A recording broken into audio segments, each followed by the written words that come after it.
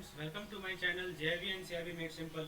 So friends, today we are going to discuss our new topic. आज हम लोग नए टॉपिक डिस्कस करने वाले हैं जो कि ABM के मॉड्यूल ए का यूनिट नंबर 2 है, जिसका चैप्टर का नाम है सप्लाई एंड डिमांड। तो फ्रेंड्स, इससे पहले आप लोगों ने यदि मेरा मॉड्यूल ए का यूनिट नंबर 1 का वीडियो लेक्चर और साथ ही साथ MCQs नहीं देखा है तो यहाँ पे आपको टॉप राइट कॉर्नर में उस लिंक मिल जाएगा, जिसपे आप जाकर जिसपे क्लिक कर आप ABM के मॉड्यूल ए का यूनिट नंबर 1 को अच्छे तरीके से समझ सकते हैं। आज हम लोग पूरे अच्छे तरीके से कंसेप्ट वाइज एक एक टॉपिक को क्लियर करेंगे। चैप्टर को शुरुआत करने से पहले आइए जरा देखते हैं कि क्या क्या टॉपिक को समझना है इस चैप्टर के अंदर। तो दोस्तों, सबसे पहला टॉपिक है अपना concept of demand and supply. तो हम लोग इसमें डिमांड को समझेंगे और सप्लाई को समझेंगे। ठीक है, किन किन बातों पे डिमांड निर्भर करता है, कौन कौन से फैक्टर सप्लाई को इफेक्ट करते हैं, इन सभी को समझेंगे। उसके बाद है दोस्तों, हम लोग डिमांड शेड्यूल को समझेंगे, डिमांड शेड्यूल और डिमांड कर्व। साथ ही साथ थर्ड टॉपिक है अपना supply schedule and supply curve. ठीक है, दोनों में क्या डिफरेंस होता है वो हम लोग देखेंगे।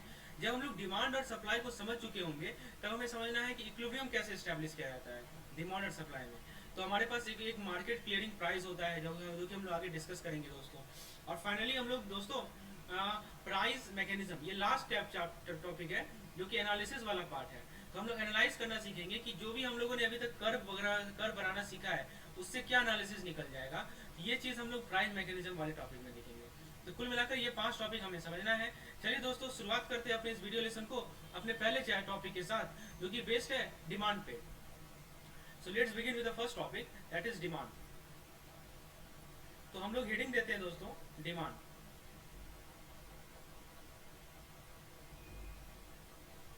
तो आइए दोस्तों, डिमांड का पहले डेफिनेशन देखते हैं। डिमांड आखिर है क्या? तो demand it refers to, demand का डेफिनेशन है it refers to that quantity, it refers to that quantity of a commodity it refers to that quantity of a commodity which a customer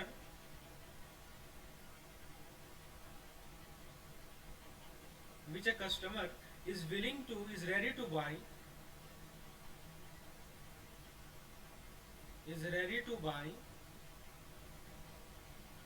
at its different price, at its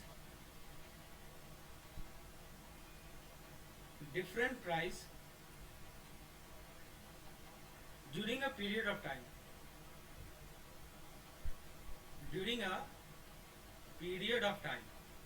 तो दोस्तों, इस definition को आपको क्या क्या चीज समझना है आइए जरा देखते हैं। तो सबसे पहला कीवर्ड है दोस्तों यहाँ पे क्वांटिटी, ये एक कीवर्ड है। तो क्वांटिटी का मीनिंग क्या हुआ? जब मैं क्वांटिटी बोल रहा हूँ इसका मतलब कि यूनिट्स, यानी कि कोई भी चीज का यूनिट्स है तो वो हमारा क्वांटिटी है। तो डिमांड बेसिकली क्या है? नंबर ऑफ यूनिट्स को कहते हैं। किस चीज का? तो कॉमोडिटी का। दोस्तों देखिए, 2 वर्ड होता है, एक होता है अपना एक होता है अपना कॉमोडिटी, ठीक है, और एक होता है अपना गुड्स।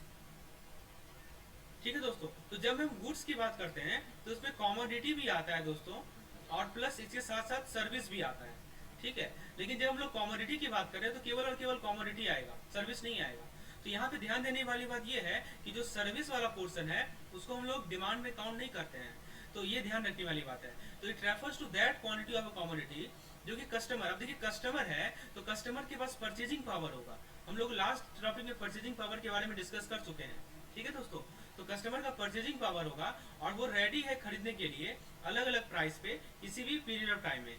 तो फ्रेंड्स, ये डेफिनेशन आपको याद रखना है डिमांड कर्व से रिलेटेड, डिमांड से रिलेटेड। आइए दोस्तों, डिमांड के बाद हम लोग नेक्स्ट टॉपिक पे आते हैं जो कि है लॉ ऑफ डिमांड। तो जरा देखते हैं कि ये डिमांड का कौन सा लॉ फॉलो करता है। तो हेडिंग देते हैं दोस्तों हम लोग लॉ ऑफ डिमांड।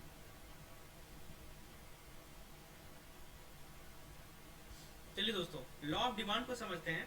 तो सबसे पहले लॉ ऑफ डिमांड को समझने के लिए हम बेसिकली एक चार्ट को ड्रॉ करते हैं। ठीक है, तो एक तरफ हम लोग लिखते हैं दोस्तों प्राइस, और एक तरफ हम लोग लिखते हैं दोस्तों क्वांटिटी। ठीक है, प्राइस और क्वांटिटी, और यहाँ पे हम लोग एक लीनियर लाइन को ड्रॉ करते हैं और हम लोग कुल मिलाकर 3 केस लेंगे यहाँ पे, पहला, दूसरा और ये तीसरा। ठीक है, मान लीजिए कोई भी सामान है, मान लीजिए कि पेन है। ठीक है, तो पेन यदि 100 क्वांटिटी लिया जा रहा है तो प्राइस मान लीजिए 5 रुपीज है।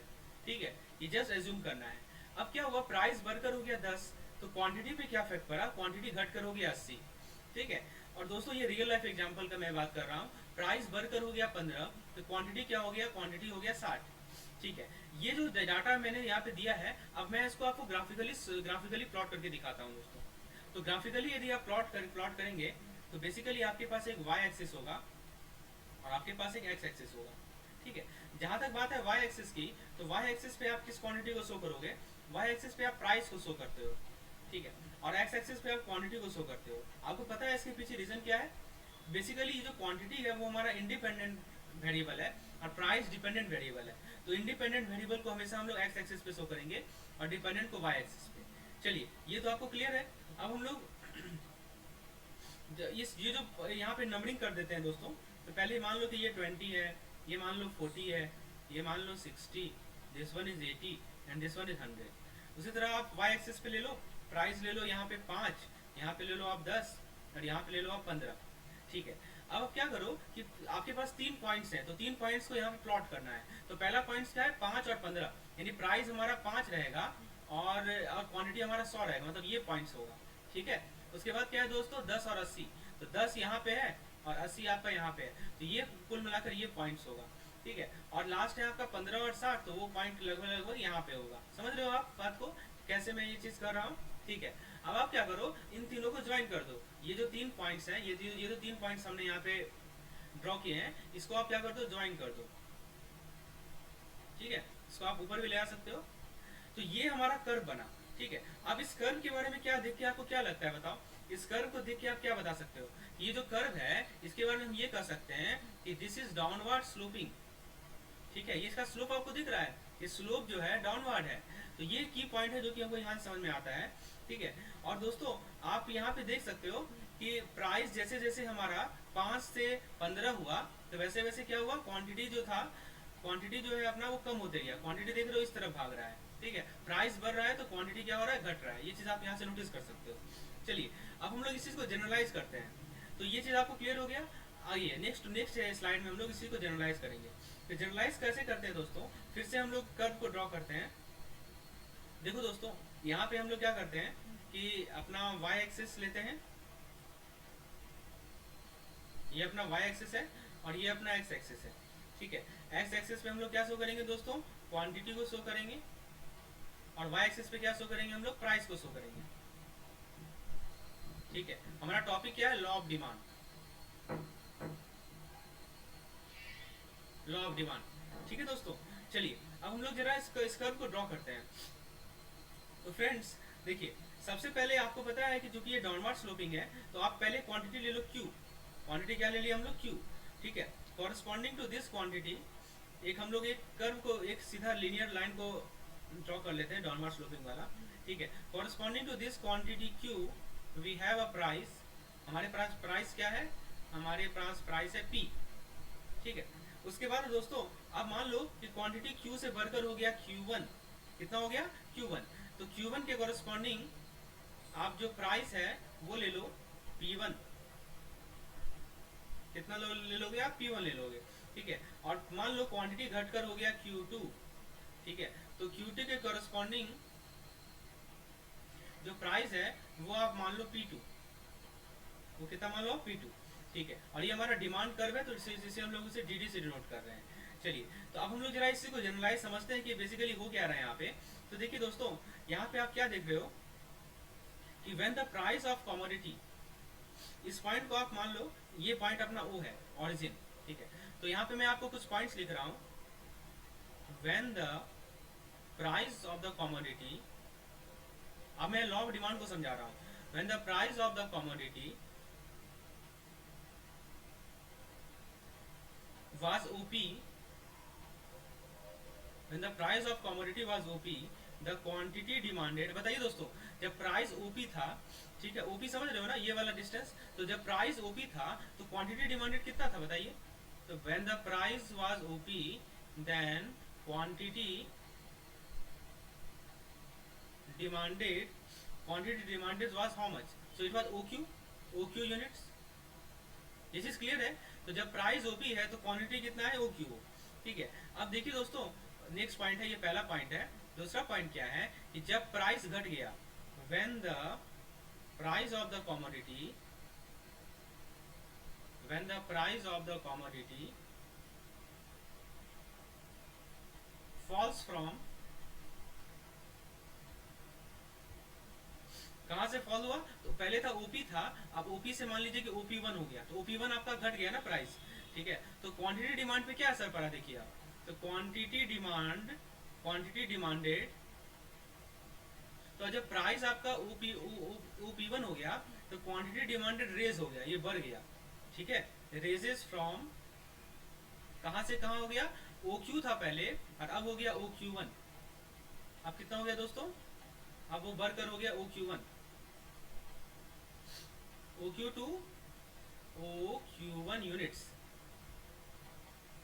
ओ क्यू वन यूनिट्स। अच्छा, थर्ड केस ले लो आप कि अब क्या हो गया, when price rises from, when price rises from OP to OP2, तो प्राइस यदि OP से OP2 हो गया तो क्वांटिटी डिमांड पे क्या असर पड़ा बताइए, तो क्वांटिटी डिमांड ऑब्वियसली घट जाएगा, तो quantity demanded falls from OQ to OQ2 units, ठीक है दोस्तों। तो यहाँ पे तीन कीवर्ड्स है जो कि आपको ध्यान रखनी है। पहला है क्या कि ओपी पे प्राइस क्वांटिटी था OQ1, अब यदि प्राइस आपका घट रहा है तो क्वांटिटी क्या हो रहा है, बढ़ रहा है, इसे नोटिस कर सकते हो आप। और जब प्राइस बढ़ रहा है तो क्वांटिटी क्या हो रहा है, घट रहा है, ठीक है दोस्तों। ये चीज ध्यान रखो। तो कंक्लूजन हमारा क्या निकला, इसी को आप समझ गए। अब जरा कंक्लूड करते हैं, जो चीज हम लोगों ने यहाँ पे देखा तो उसे हम लोग क्या करते हैं, कंक्लूड करते हैं। तो कंक्लूजन हमारा क्या निकला, सिंपल वर्ड्स में कहा जाए, in simple words demand curve is downward sloping, demand curve जो है दोस्तों ये कैसा स्लोपिंग है, is downward sloping, indicating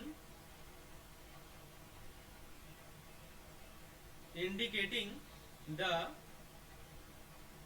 inverse relationship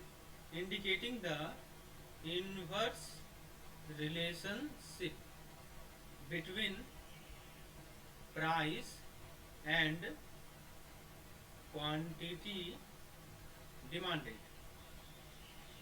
तो दोस्तों यहाँ पे कीवर्ड क्या है, हमें क्या ध्यान रखना है कि जो डिमांड कर्व है वो कैसा स्लोपिंग कर रहा है, तो ये डाउनवर्ड स्लोपिंग कर रहा है। और चूंकि ये डाउनवर्ड स्लोपिंग है, इसका क्या इंप्लीकेशन निकलता है कि हमारा रिलेशनशिप कैसा, इनवर्स रिलेशन है, ठीक है दोस्तों। कैसा रिलेशन है, इनवर्स रिलेशन है, किसके बीच का, प्राइस का और क्वांटिटी डिमांडेड का, ठीक है। तो यही है हमारा लॉ ऑफ डिमांड। तो लॉ ऑफ डिमांड को सिंपल वर्ड में आप कहा जाए तो क्या बोलेंगे कि डिमांड कर्व का डाउनवर्ड स्लोपिंग होना और प्राइस और क्वांटिटी डिमांडेड में इनवर्स रिलेशनशिप होना, ये हमारा लॉ ऑफ डिमांड कहलाता है। ये चीज आपको क्लियर हो गया। चलिए अब हम लोग जरा लॉ ऑफ डिमांड को समझने के बाद हम लोग जरा डिमांड शेड्यूल को समझते हैं, ठीक है दोस्तों। So let's understand what is the demand schedule. Our next topic is demand schedule. तो आप हेडिंग दोगे डिमांड शेड्यूल।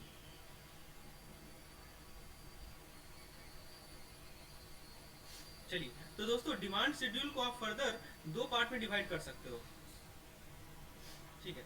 तो demand schedule can be divided into two parts. The first part is called individual demand schedule. पहले part को आप क्या कहते हो, इंडिविजुअल डिमांड शेड्यूल, ठीक है। So this is the first part. The first part is called individual demand schedule, and the second part is called market demand schedule.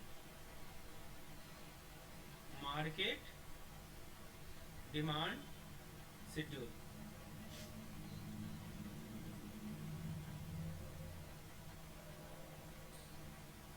तो दोस्तों सबसे पहले हमें ये समझना है कि ये डिमांड शेड्यूल होता क्या है। तो दोस्तों डिमांड शेड्यूल का मीनिंग मैं सिंपल सा भाषा में आपको समझाता हूँ। सिंपल भाषा में आप कहें तो डिमांड शेड्यूल का मीनिंग क्या है, तो demand schedule it shows a relationship, ठीक है, इट शोज रिलेशनशिप। तो डिमांड शेड्यूल आपको क्या बताता है, इट शोज रिलेशनशिप दैट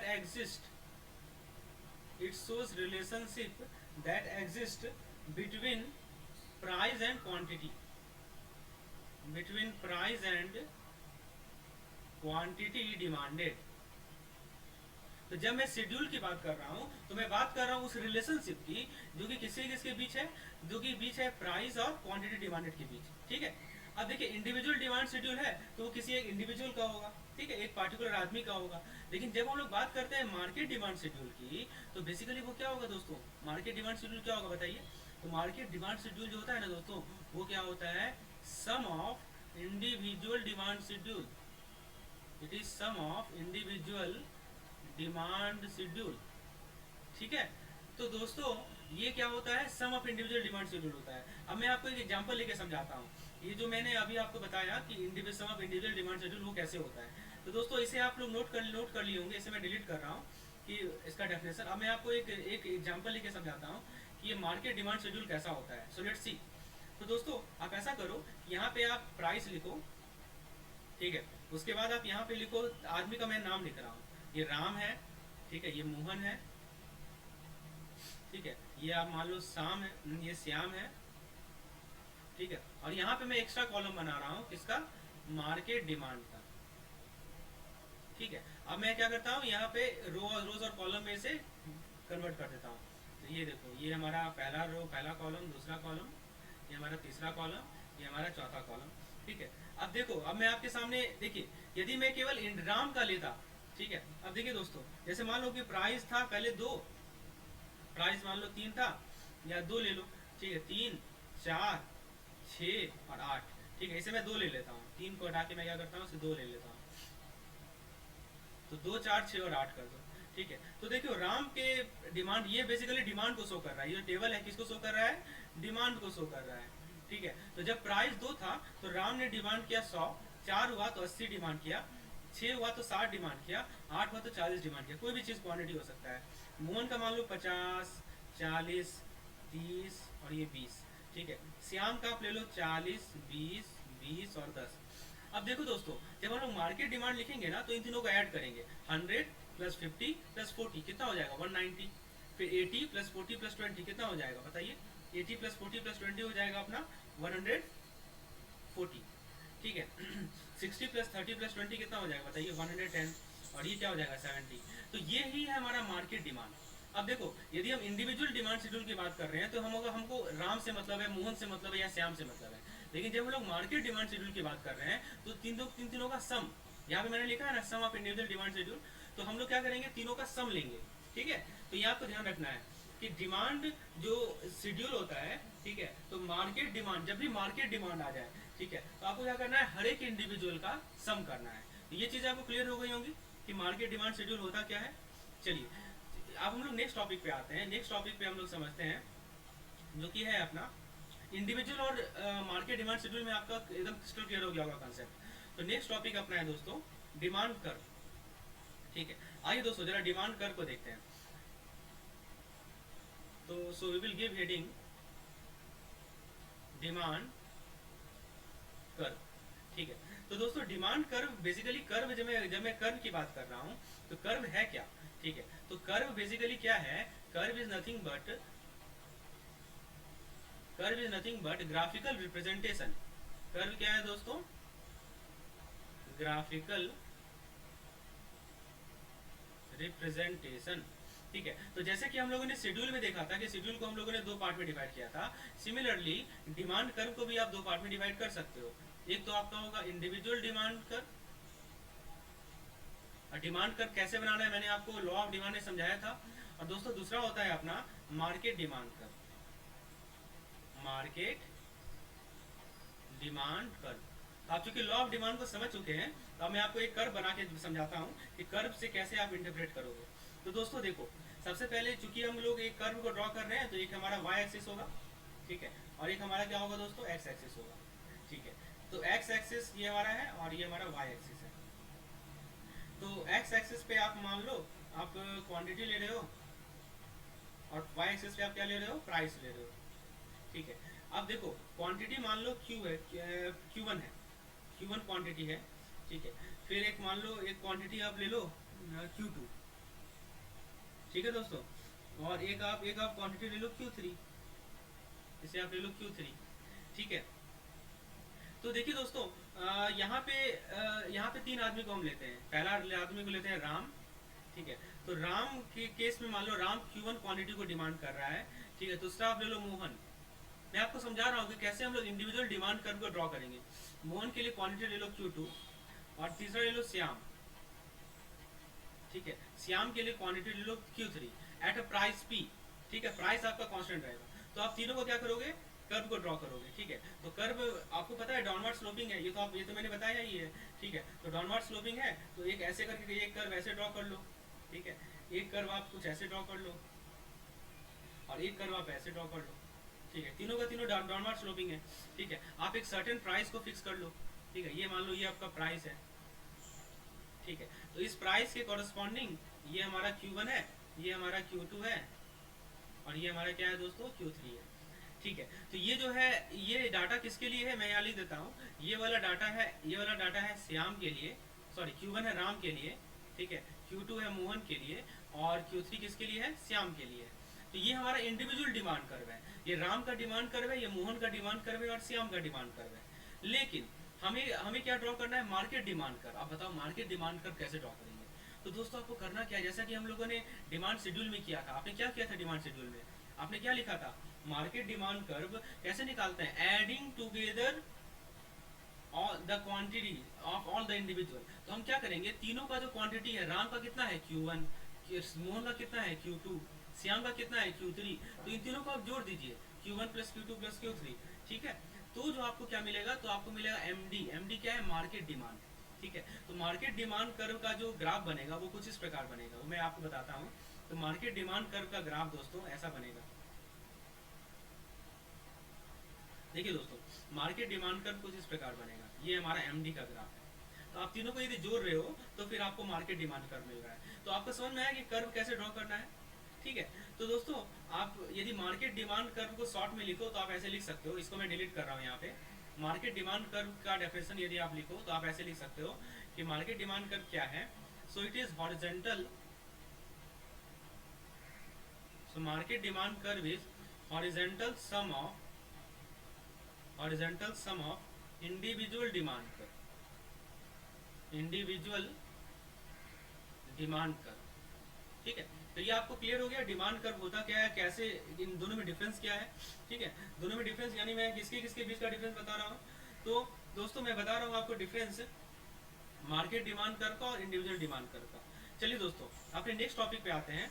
तो अपना नेक्स्ट टॉपिक है कि अब हम लोग डिमांड को समझ चुके हैं, डिमांड कर्व को समझ लिए, डिमांड शेड्यूल को समझ लिए। अब नेक्स्ट हेडिंग देते हैं हम लोग दोस्तों। नेक्स्ट हेडिंग है अपना कि फैक्टर्स अफेक्टिंग डिमांड। आखिर वो कौन कौन से फैक्टर है जो कि डिमांड को अफेक्ट करते हैं। ग्राफ बनाना हम लोग सीख लिए, अब हम लोग यूज करेंगे इस कंसेप्ट को। दोस्तों जितना चीज मैं बता रहा हूँ उसको ध्यान से सुनते रहिए, क्योंकि कंसेप्ट आपका क्लियर होता चलेगा, ठीक है। और इस प्रकार पे कोई भी केस स्टडी पूछा जाएगा तो आप उसे सॉल्व कर पाएंगे। आइए दोस्तों जरा देखते हैं कि कौन कौन से फैक्टर्स हैं जो कि अपने डिमांड को इफेक्ट करते हैं। तो यदि देखा जाए कुल मिलाकर ऐसे दो फैक्टर्स हैं। कितने फैक्टर्स हैं दोस्तों, दो फैक्टर्स हैं। आइए जरा समझते हैं वो कौन कौन से दो फैक्टर्स हैं। तो फ्रेंड्स सबसे पहला जो फैक्टर है अपना वो है, सबसे पहला फैक्टर है अपना प्राइस। क्या है दोस्तों, प्राइस, ठीक है। तो प्राइस में हम लोग एजम्पशन क्या लेते हैं, we assume that other factors are constant. अब अदर फैक्टर क्या होता है मैं आपको बताऊंगा। अदर फैक्टर्स रिमेन्स कांस्टेंट,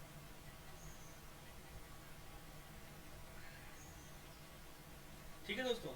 और दूसरा जो फैक्टर है वो है अपना, तो दूसरा फैक्टर है दोस्तों वो है अपना अदर फैक्टर्स, ठीक है। तो second point is other factors, other factors.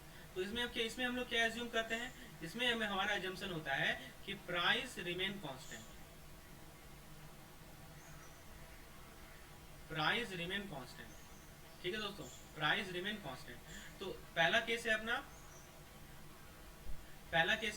Price का। तो प्राइस वाले, तो दोस्तों देखिए एक तो हमारा फैक्टर है प्राइस, ठीक है। तो प्राइस वाले फैक्टर में क्या एज्यूम करते हैं हम लोग कि अदर फैक्टर्स रिमेन कांस्टेंट, और दूसरा है अदर फैक्टर, तो उसमें क्या एज्यूम करते हैं, प्राइस रिमेन कांस्टेंट, ठीक है। तो दोस्तों प्राइस पहले केस के हम लोग बात करते हैं। तो इन द फर्स्ट केस में क्या होगा दोस्तों, फर्स्ट केस में इस यदि हमारा प्राइस कांस्टेंट, प्राइस चेंज हो रहा है, ठीक है, तो उसे हम लोग कहते हैं चेंज इन क्वांटिटी डिमांड। क्या कहते हैं दोस्तों, प्राइस के कारण यदि डिमांड पे कोई इफेक्ट होगा तो उसे क्या कहते हैं, change in quantity demanded, demand. और यदि हम लोग अदर फैक्टर के कारण डिमांड को स्टडी कर रहे हैं तो उसे हम लोग कहेंगे केवल चेंज इन डिमांड। तो दोनों में अंतर आपको क्लियर रखना है। पहले केस में कर रहे हैं चेंज इन क्वांटिटी डिमांड, दूसरे केस में कर रहे हैं चेंज इन डिमांड, ठीक है। अब देखिए दोस्तों, इसे फर्दर हम लोग दो पार्ट में डिवाइड कर सकते हैं, इसे फर्दर हम लोग दो पार्ट में डिवाइड कर सकते हैं। कैसे, तो देखिए चेंज इन क्वांटिटी डिमांड को आप फर्दर दो पार्ट में डिवाइड कर सकते हो। या तो बताओ दोस्तों क्वांटिटी डिमांड में क्या चेंज आ सकता है, तो या तो एक्सपेंशन आएगा डिमांड में, क्या आएगा दोस्तों, एक्सपेंशन आएगा, तो एक्सपेंशन इन डिमांड होगा। और क्या हो सकता है बताइए, कॉन्ट्रैक्शन हो सकता है, contraction in demand, contraction in demand. अब दोस्तों जब मैं बात कर रहा हूँ एक्सपेंशन की, तो आप इसे क्या समझते हो बताओ, एक्सपेंशन की बात जब मैं बात कर रहा हूँ तो एक्सपेंशन में क्या होगा कि जब हमारा प्राइस जो है, एक्सपेंशन वाले केस में क्या होगा कि प्राइस घटेगा, तो प्राइस घटेगा तो क्वांटिटी डिमांड क्या होगा बताओ, प्राइस जब भी घटता है, हम लोग देखें इनवर्स रिलेशन है, तो क्वांटिटी डिमांड बढ़ेगा, ऑब्वियसली तो बढ़ेगा। और यदि हमारा कंट्रैक्शन हो रहा है तो बताओ दोस्तों क्या होगा, प्राइस बढ़ेगा तो क्वांटिटी डिमांड क्या होगा, क्वांटिटी डिमांड क्या होगा, घटेगा। दोस्तों ये सब तो ठीक है, इसमें हम लोग एजम्पशन क्या ले रहे हैं वो समझना काफी इंपॉर्टेंट है। तो एजम्पशन अपना क्या है दोस्तों कि other factors remains constant, other factors remains constant. अब ये अदर फैक्टर कौन कौन से हैं वो मैं आपको आगे बताता हूँ, हम लोग आगे डिस्कस करने वाले हैं कि अदर फैक्टर कौन कौन से हैं। तो आपको ये चीज़ क्लियर होगा कि प्राइस कैसे अफेक्ट करता है हमारे डिमांड को, ठीक है। या तो डिमांड में एक्सपेंशन आएगा या डिमांड में कॉन्ट्रैक्शन आएगा, एक्सपेंशन होगा तो प्राइस घटेगा, कॉन्ट्रैक्शन होगा तो प्राइस बढ़ेगा। अब जरा आ जाइए इस तरफ अदर फैक्टर की तरफ में, ठीक है, अदर फैक्टर की तरफ में आप आ जाओ, तो अदर फैक्टर में क्या है अपना चेंज इन डिमांड, ठीक है। तो दोस्तों चेंज इन डिमांड जो है, चेंज इन डिमांड कैसे कैसे हो सकता है आइए जरा देखते हैं। तो यदि हम लोग बात करें चेंज इन डिमांड की,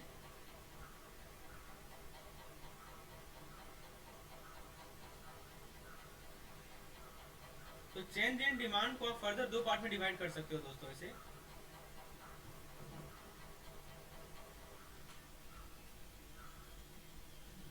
तो एक तो आपका हो सकता है कि चेंज में आपका क्या हो सकता है बताइए, एक तो हो सकता है कि डिमांड बढ़ जाए, इसे आप लोग क्या कहते हो इंक्रीज इन डिमांड, ठीक है। और एक क्या हो सकता है दोस्तों आपका डिमांड घट जाए, इसे आप लोग कह सकते हो डिक्रीज इन डिमांड,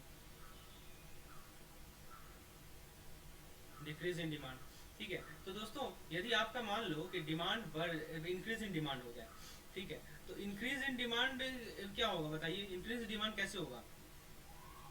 तो दोस्तों आप ऐसा ऐसा देख सकते हो कि यहाँ पे मान लीजिए कि फेवरेबल चेंज आ जाए कुछ फैक्टर में, डिमांड इंक्रीज कब होगा, तब होगा जब फेवरेबल चेंज आ जाए, ठीक है, when favourable change in other factors, in other factors. अब अदर फैक्टर क्या क्या है हम लोग डिस्कस करेंगे। When favourable change in other factors हो जाए तो हमारा डिमांड बढ़ेगा, ठीक है। और दोस्तों डिमांड घटेगा तो वो कब होगा, जब अनफेवरेबल चेंज आ जाए, जब क्या हो जाए, अनफेवरेबल चेंज आ जाए इन अदर फैक्टर्स, ठीक है। तो ये हमारा इस केस में क्या होगा, इस केस में क्या होगा कि हमारा डिमांड घटेगा। अब ध्यान रखने वाली बात क्या है इसमें बताइए दोस्तों, ध्यान रखने वाली बात क्या है कि हम लोग क्या एज्यूम करके चल रहे हैं कि प्राइस रिमेन कांस्टेंट,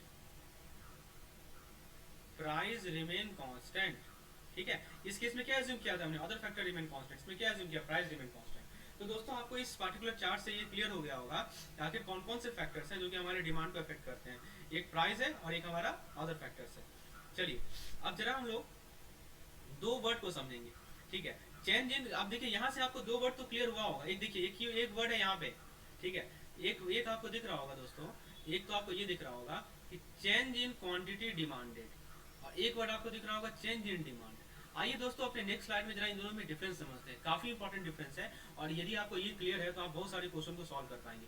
आइए दोस्तों जरा देखते हैं कि इसके बीच में डिफरेंस क्या है, ये दोनों वर्ड में डिफरेंस क्या है। तो सबसे पहले हम लोग हेडिंग देते हैं दोस्तों चेंज इन क्वांटिटी डिमांड को, ठीक है। तो first of all let's give heading to change in quantity demand, change in quantity demand. ठीक है, तो दोस्तों चेंज इन क्वांटिटी डिमांड को आप लोग ऐसे भी कर सकते हो, इसका दूसरा नाम क्या है, इसको दूसरी तरह से आप कह सकते हो कि ये बेसिकली अपना क्या है, इसमें ये इसको शॉर्ट में आप कह सकते हो movement along the demand curve. ठीक है, यानी कि आप क्या कर रहे हो, किसी डिमांड कर्व के अलोंग मूव कर रहे हो, वही हमारा होगा चेंज इन क्वांटिटी डिमांड का। ठीक है, आइए इसको ग्राफिकली हम लोग समझते हैं। तो दोस्तों देखिए फिर से वही काम, हम लोग एक वाई एक्सिस ड्रॉ करेंगे और एक अपना एक्स एक्सिस होगा। ठीक है, तो दोस्तों वाई एक्सिस पे क्या दिखाना है, हमें प्राइस को दिखाना है, और एक्स एक्सिस पे क्या दिखाना है, हमें क्वांटिटी को दिखाना है। ठीक है, तो आप फिर से वही करो कि एक डाउनवर्ड स्लोपिंग कर्व बना लो। ठीक है, डाउनवर्ड स्लोपिंग कर्व बना के यहाँ पे Q1 ले लो, यहाँ पे आप Q2 ले लो, और यहाँ पे आप Q3 ले लो। ठीक है, तो Q1 के कॉरेस्पॉन्डिंग एक काम करो, Q1 के कॉरेस्पॉन्डिंग आप जो पॉइंट होगा उसे आप P1 ले लो, उसके बाद Q2 के कॉरेस्पॉन्डिंग आप P2 ले लो, और दोस्तों Q3 के कॉरेस्पॉन्डिंग आप क्या ले लो, P3 ले लो। ये चीज़ तो आपको क्लियर है। चलिए, तो आप ऐसा करते हैं कि ये जो पॉइंट जहाँ पे ये हमारा डिमांड कर्व है, इसे हम लोग इसे डी से डिनोट कर रहे हैं, ये डी है और ये भी डी है। ठीक है, उसके बाद एक और पॉइंट है, आप देखो ये पॉइंट को आप मान लो ए, ठीक है, इस पॉइंट को आप मान लो बी, ठीक है, और इस पॉइंट को आप मान लो सी। यहाँ से बहुत इंपॉर्टेंट कंसेप्ट मैं आपको बताने वाला हूँ।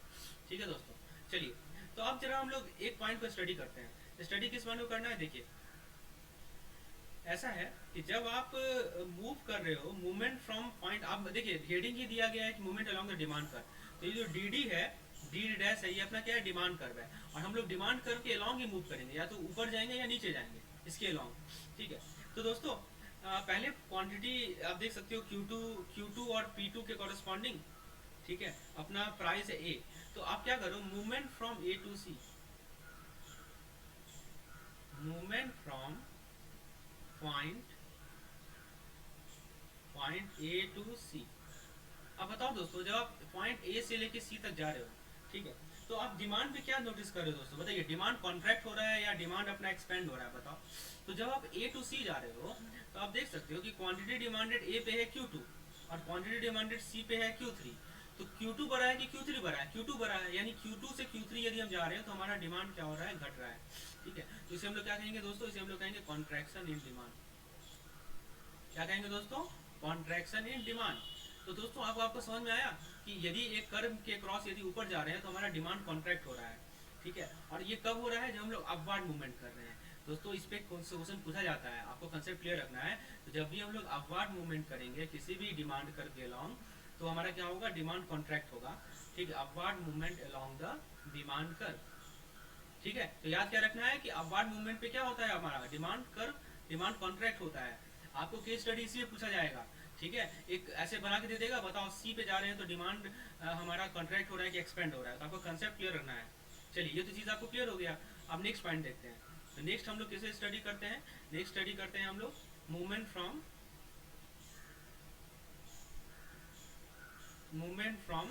ए to B, point A to B. अब बताओ दोस्तों, यदि आप ए से बी जा रहे हो, तो आप देखो ए पे क्वांटिटी डिमांडेड कितना है, Q2, बी पे क्वांटिटी डिमांडेड कितना है, Q1। तो अब आप देख सकते हो कि यहाँ पे हमारा डिमांड कर्व क्या हुआ, यहाँ पे डिमांड कर्व हमारा क्या हुआ दोस्तों, बढ़ गया, क्वांटिटी डिमांड हमारा क्या हो गया, बढ़ गया। ठीक है, तो इसे हम लोग क्या कहेंगे, इसे हम लोग कहेंगे एक्सपेंशन इन डिमांड। इसे हम लोग कहते हैं दोस्तों एक्सपेंशन इन डिमांड। ठीक है, तो दोस्तों जब एक्सपेंशन इन डिमांड होगा, तो आप क्या, मूवमेंट आपका क्या है, अपवर्ड है या डाउनवर्ड है, ये बताओ। तो मूवमेंट आपका है दोस्तों डाउनवर्ड, सो डाउनवर्ड मूवमेंट। ठीक है, so it is downward movement along demand curve, along the demand curve। तो आपको ध्यान रखनी है कि जब हम लोग A टू C जा रहे हैं, ऊपर जा रहे हैं, तो हमारा डिमांड में कॉन्ट्रैक्शन होगा, और जब A टू B जा रहे हैं तो हमारा डिमांड में क्या होगा, एक्सपेंशन होगा। तो इसे हम लोग क्या कहते हैं दोस्तों, चेंज इन क्वांटिटी डिमांड। ठीक है, और चेंज इन क्वांटिटी डिमांड जब भी होगा तो वो हमारा movement along the demand curve होगा। तो ये आपको क्लियर हो गया। चलिए, और चेंज इन क्वांटिटी डिमांड क्यों होता है ये भी मैंने आपको बताया है। अब आगे नेक्स्ट स्लाइड में हम लोग देखते हैं चेंज इन क्वांटिटी डिमांड। दोस्तों मैंने आपको बताया था इसके पीछे रीजन है प्राइस का चेंज होना, और प्राइस जब चेंज होता है तो अदर फैक्टर क्या रहता है, कांस्टेंट रहता है। ये आपको क्लियर रखना है, कंसेप्ट एकदम क्लियर रखना है। अब दोस्तों हम लोग जरा चेंज इन डिमांड को देखते हैं। ठीक है, नेक्स्ट स्लाइड में हम लोग देखते हैं दोस्तों चेंज इन डिमांड। रीडिंग देते हैं दोस्तों हम लोग। So next slide we are going to study change in demand. ठीक है, तो चेंज इन डिमांड कब होता है, पहले ये बताइए। तो चेंज इन डिमांड तब होता है जब हम लोग प्राइस को कांस्टेंट रखते हुए अदर फैक्टर को वेरी करते हैं।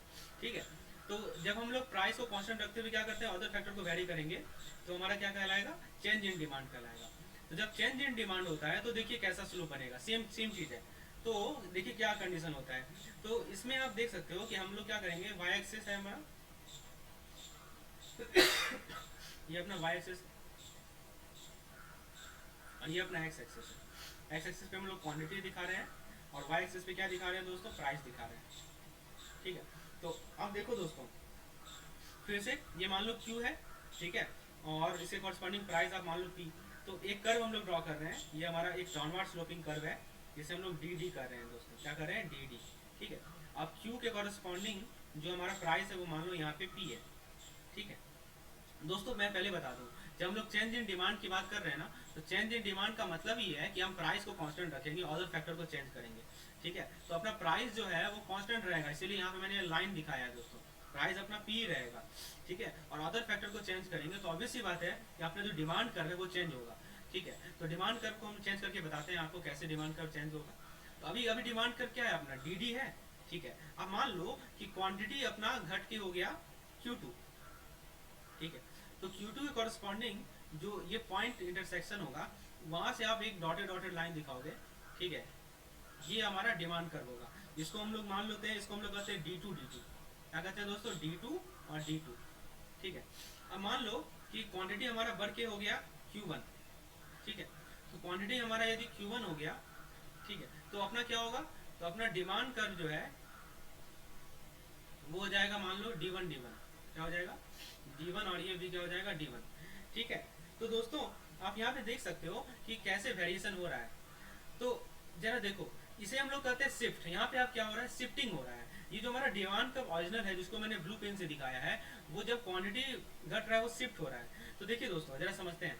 तो सबसे पहले आप देखो कि D से यदि D1 हो गया, D से यदि D1 हो रहा है, तो यहाँ पे शिफ्ट किधर हो रहा है, राइटवार्ड शिफ्ट हो रहा है। किधर शिफ्ट हो रहा है दोस्तों, राइटवार्ड शिफ्ट हो रहा है।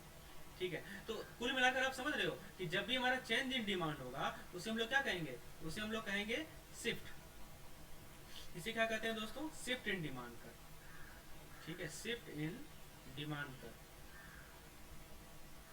तो जब क्वांटिटी डिमांड में चेंज हो रहा था तो वहां पे क्या था, वहां पे मूवमेंट अलोंग द डिमांड कर था। और जब चेंज इन डिमांड है तो हमारा होता है शिफ्ट इन डिमांड कर। तो आपको समझ में आया कि शिफ्ट इन डिमांड कर हो क्यों रहा है, उसके पीछे रीजन क्या है कि हमारा प्राइस कांस्टेंट है और अदर फैक्टर वेरी कर रहा है। देखिए यही सब कंसेप्ट आपको क्लियर रखना है इस टॉपिक में।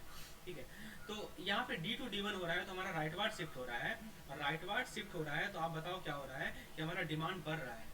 ये चीज़ बहुत इंपॉर्टेंट है, ये चीज़ आपको क्लियर रखना है। आप देखो डिमांड बढ़ रहा है तभी तो हो रहा है। आप देखो बताओ, जब D था तो क्वांटिटी डिमांड था Q, और जब D1 हो गया तो क्वांटिटी डिमांड हो गया Q1। तो Q से Q1 हुआ तो डिमांड तो बढ़ा ना अपना। ठीक है, तो राइटवार्ड शिफ्ट में क्या होता है, डिमांड बढ़ता है। आपसे ये क्वेश्चन पूछा जाएगा कि बताओ कि जब भी हमारा डिमांड कर्व राइटवार्ड शिफ्ट होगा तो डिमांड बढ़ता है या घटता है। तो आपको कंसेप्ट क्लैरिटी रखना है। आपको पहले ये समझना है कि शिफ्ट कब होता है। शिफ्ट इसलिए होता है कि हमारा प्राइस कांस्टेंट है। आप एक दिमाग में एक ग्राफ प्लॉट करोगे और फिर ये सब सोचोगे। ठीक है, अब जरा नेक्स्ट केस लेते हैं। हमारा D से D2 हो गया, D से क्या हो गया, D2 हो गया। तो D से D2 में क्या है, लेफ्टवार्ड शिफ्ट है। ठीक है, क्वेश्चन यहीं से बनेगा। D से D2 में क्या है दोस्तों, लेफ्टवार्ड शिफ्ट है। और लेफ्टवार्ड शिफ्ट जब होता है तो डिमांड बढ़ता है या घटता है, बताइए दोस्तों। तो लेफ्टवार्ड शिफ्ट में आपका डिमांड क्या होता है, डिक्रीज होता है। तो केस स्टडी में कंसेप्चुअल क्वेश्चन यही से तो आते हैं। ठीक है, तो चीज़ आपको क्लियर हो गई। चलिए आगे बढ़ते हैं। तो ये दो चीज़ आपको ध्यान रखना है। ठीक है दोस्तों, अब हम लोग फैक्टर्स को स्टडी करते हैं। अभी तक हम लोगों ने बोला ना अदर फैक्टर रिमेन्स कांस्टेंट। अब जरा देखते हैं वो कौन कौन से फैक्टर्स हैं जिसको हम लोग कांस्टेंट, जो कि फैक्टर को अफेक्ट करते हैं। ठीक है, तो आप नेक्स्ट हेडिंग दो, forces behind the market demand. ठीक है दोस्तों, पहले नेक्स्ट हेडिंग देते हैं हम लोग, फोर्सेस बिहाइंड मार्केट डिमांड। यानी कि कौन कौन से फैक्टर हैं जो कि मार्केट डिमांड को अफेक्ट करते हैं। तो हम लोग एक एक करके इस पॉइंट को स्टडी करते हैं।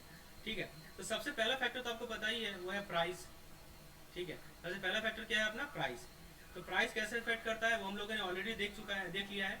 तो प्राइस कैसे इफेक्ट करता है दोस्तों बताइए। तो प्राइस ऐसे इफेक्ट करता है कि प्राइस यदि बढ़ेगा तो क्वांटिटी डिमांड जो होगा वो घटेगा, ठीक है। और यदि प्राइस अपना घटेगा तो क्वांटिटी डिमांड क्या होगा, बढ़ेगा, ठीक है। इस पर क्या ध्यान रखना है कि other factor constant, other factor क्या है, कांस्टेंट।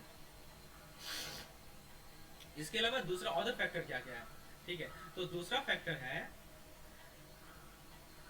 तो दूसरा पॉइंट पे है अदर फैक्टर, अदर फैक्टर्स, ठीक है।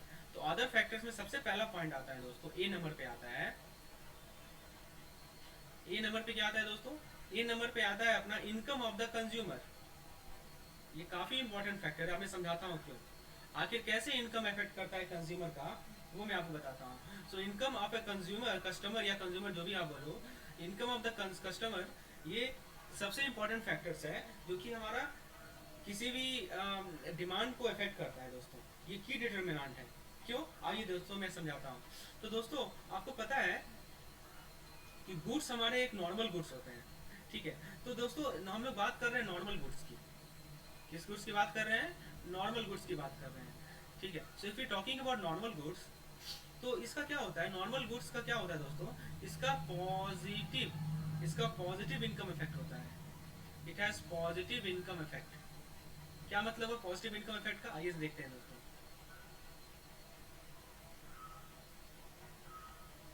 तो दोस्तों पॉजिटिव इनकम इफेक्ट का मीनिंग है कि डायरेक्ट रिलेशनशिप।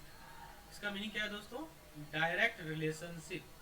डायरेक्ट रिलेशनशिप का मतलब हुआ कि यदि हमारा इनकम बढ़ रहा है, ठीक है। तो इनकम यदि बढ़ रहा है, इनकम को हम आई से डिनोट कर रहे हैं, तो इनकम बढ़ेगा तो डिमांड भी क्या होगा, बढ़ेगा, ठीक है। डिमांड भी क्या होगा, बढ़ेगा। और इनकम घटेगा तो डिमांड भी क्या होगा, अपना घटेगा। अब इसमें समझाता हूँ ऐसा क्यों होगा, बताओ। मान लो किसी आदमी का इनकम बढ़ रहा है, ठीक है। तो वो क्या करेगा, वो ज्यादा से ज्यादा चीज खरीदना चाहेगा ना, ठीक है। तो ज्यादा से ज्यादा चीज खरीदना चाहेगा, ठीक है। प्राइस चेंज हो ना, प्राइस नहीं चेंज हो रहा है, अगर प्राइस नॉट चेंज, प्राइस वही का वही है, लेकिन क्योंकि उसका इनकम बढ़ रहा है तो वो ज्यादा से ज्यादा चीज डिमांड करेगा, ठीक है। तो इसी कारण क्या होगा, डिमांड बढ़ेगा। आप एग्जाम्पल ले सकते हो ऑटोमोबाइल परचेज का। तो ऑटोमोबाइल परचेज क्या होता है, जब इनकम बढ़ता है तो ऑटोमोबाइल परचेज भी बढ़ जाता है, ठीक है। तो आप समझ में आया कि एवरेज इनकम कैसे अफेक्ट करता है डिमांड को, ठीक है। तो ये हमारा नॉर्मल गुड्स है दोस्तों। एक हमारा इंफीरियर गुड्स भी होता है। तो इंफीरियर गुड्स को हम लोग यहाँ पे स्टडी नहीं करेंगे, ठीक है। वो इंफीरियर गुड्स को यहाँ पे स्टडी नहीं करना है, तो हम लोग इसीलिए नॉर्मल गुड्स पे ही हम लोग ध्यान देते हैं। चलिए, तो ये से आपको क्लियर हुआ। अदर फैक्टर्स में पहला पॉइंट क्या था, इनकम ऑफ द कस्टमर, ठीक है। उसके बाद दूसरा फैक्टर हम लोग देखते हैं, तो इसको हम लोग इरेज कर देते हैं। हम लोग स्टडी कर रहे हैं फोर्सेस बिहाइंड द मार्केट कर। तो अदर फैक्टर्स को हम लोग स्टडी कर रहे हैं, इसको हम लोग इरेज कर देते हैं।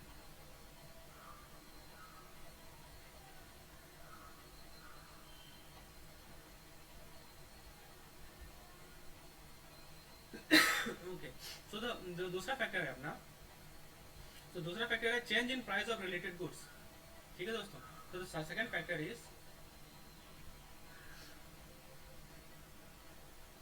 change in price of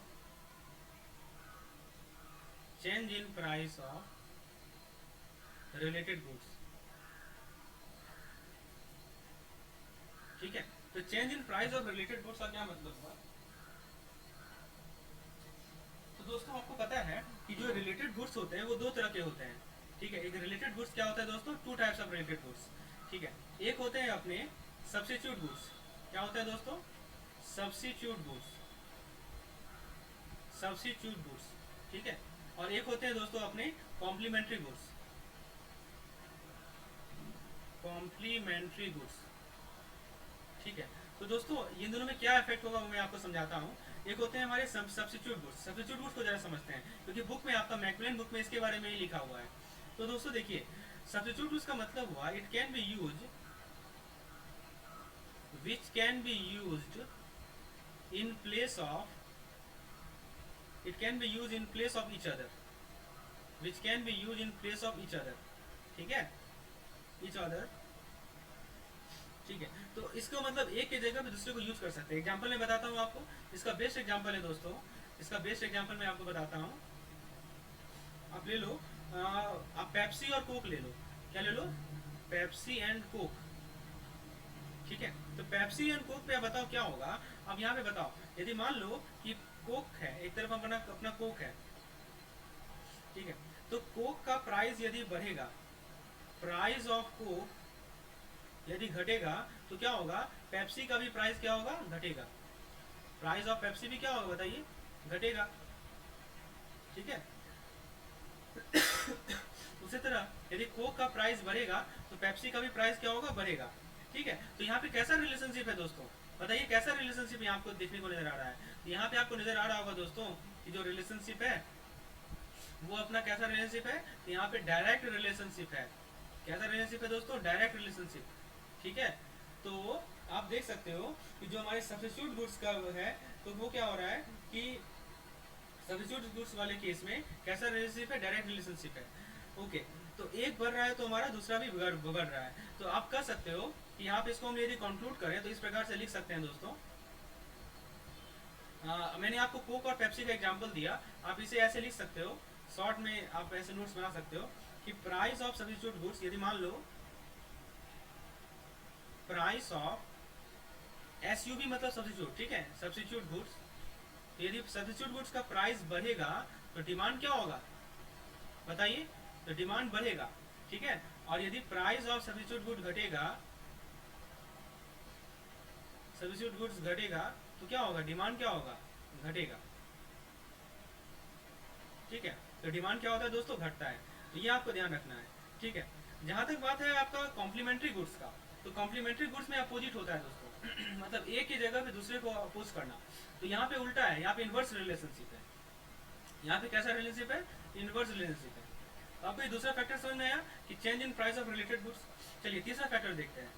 ठीक है, तीसरा फैक्टर आखिर कौन सा है? क्योंकि हमारे मार्केट डिमांड को अफेक्ट कर रहा है। तो तीसरा फैक्टर है दोस्तों टेस्ट और प्रेफरेंस। क्या है तीसरा फैक्टर? टेस्ट या प्रेफरेंस। ठीक है, तो टेस्ट का मतलब क्या हुआ कि varieties of cultural and historical influence. Cultural influence, ठीक है, तो कल्चर का इन्फ्लुएंस होता है। ठीक है दोस्तों, जैसे आप ले लो सिगरेट, सिगरेट का क्रेविंग हो, ड्रग्स का क्रेविंग हो, या फैंसी स्पोर्ट कार का क्रेविंग हो, ठीक है, तो ये हमारा आर्टिफिशियली क्रेविंग होता है दोस्तों। या मान लीजिए कि रिलीजन का क्रेविंग होता है, कि जैसे मान लीजिए बीफ, बीफ का जो ईटिंग है वो पॉपुलर है कहाँ पे? अमेरिका में। ठीक है, लेकिन भारत में ये क्या है? टैबू है ना। इंडिया में क्या है दोस्तों? ये टैबू है, बीफ ईटिंग। तो आप देख सकते हो कि ये सेम बीफ है, इसका डिमांड अमेरिका में ज्यादा है लेकिन भारत में डिमांड कम है। क्यों? क्योंकि ये हमारा कल्चरल इन्फ्लुएंस है। ठीक है, तो लेकिन आप जेलीफिश ले लो, जेलीफिश, ठीक है, तो जेलीफिश जापान में डेलिकेट है, ठीक है, लेकिन अमेरिका में क्या है? उसी का डिमांड कम है। तो ये जो चीज़ है, ये जो कुछ क्वांटिटीज होते हैं बीफ हुए, जेलीफिश हुए, तो इनका इनका टेस्ट और प्रेफरेंस वेरी करता है डेमोग्राफी के अकॉर्डिंगली। ठीक है, उसी तरह एक और फैक्टर है, तीसरा फैक्टर मैंने समझा दिया टेस्ट एंड प्रेफरेंस कैसे होगा। उसके अलावा एक और फैक्टर है जो कि अफेक्ट करता है दोस्तों, वो क्या है? वो है अपना वो है अपना स्पेशल इन्फ्लुएंस। क्या है दोस्तों? Special influence. ये कैसे है देखो, अब अम्ब्रेला का ले लो, अम्ब्रेला का डिमांड जो है, ठीक है, वो कब हायर होता है? वो रेनी सीजन में हायर होता है, खासकर मुंबई इलाके में। ठीक है, इज हायर इन रेनी मुंबई। लेकिन सनी आप दिल्ली में चले जाओ, दिल्ली में, ठीक है, वहाँ पे अम्ब्रेला का डिमांड क्या होगा? कम होगा। लेकिन रेनी सीजन में क्या होगा? ज़्यादा होगा। ठीक है, उसी तरह आप एसी का डिमांड ले लो, एसी का डिमांड जो होता है हॉट वेदर में ज़्यादा होता है। ठीक है, तो आप देख सकते हो कि ये सब चीज़ फैक्टर्स हैं जो कि हमारे अदर फैक्टर्स हैं जो कि डिमांड को क्या करते हैं? अफेक्ट करते हैं। तो आपको यहाँ तक क्लियर हो गया? चलिए अब हम लोग नेक्स्ट टॉपिक पे आते हैं। नेक्स्ट हम लोगों ने शिफ्ट समझ लिया, हम लोगों ने डिमांड कर्व समझ लिया। ठीक है, तो ये सब चीज़ हमें ध्यान रखना है। अब दोस्तों एक क्वेश्चन आपसे पूछा जा सकता है, यहाँ से एक क्वेश्चन मैं आपको बता रहा हूँ किस प्रकार के क्वेश्चन आ सकते हैं। तो वो क्वेश्चन ध्यान में लीजिएगा कि व्हाट आर द फैक्टर्स। ठीक है, मान लीजिए क्वेश्चन है what are the factors, what are the factors that lead to rightward shift of demand curve, rightward shift of demand curve. तो तो आपको मैंने शिफ्ट में बताया था ना, शिफ्ट क्यों होता है कि जब प्राइस को कांस्टेंट रखते हुए बाकी अदर फैक्टर्स जो कि हम लोगों ने डिस्कस किया वो चेंज हो तो शिफ्ट होता है।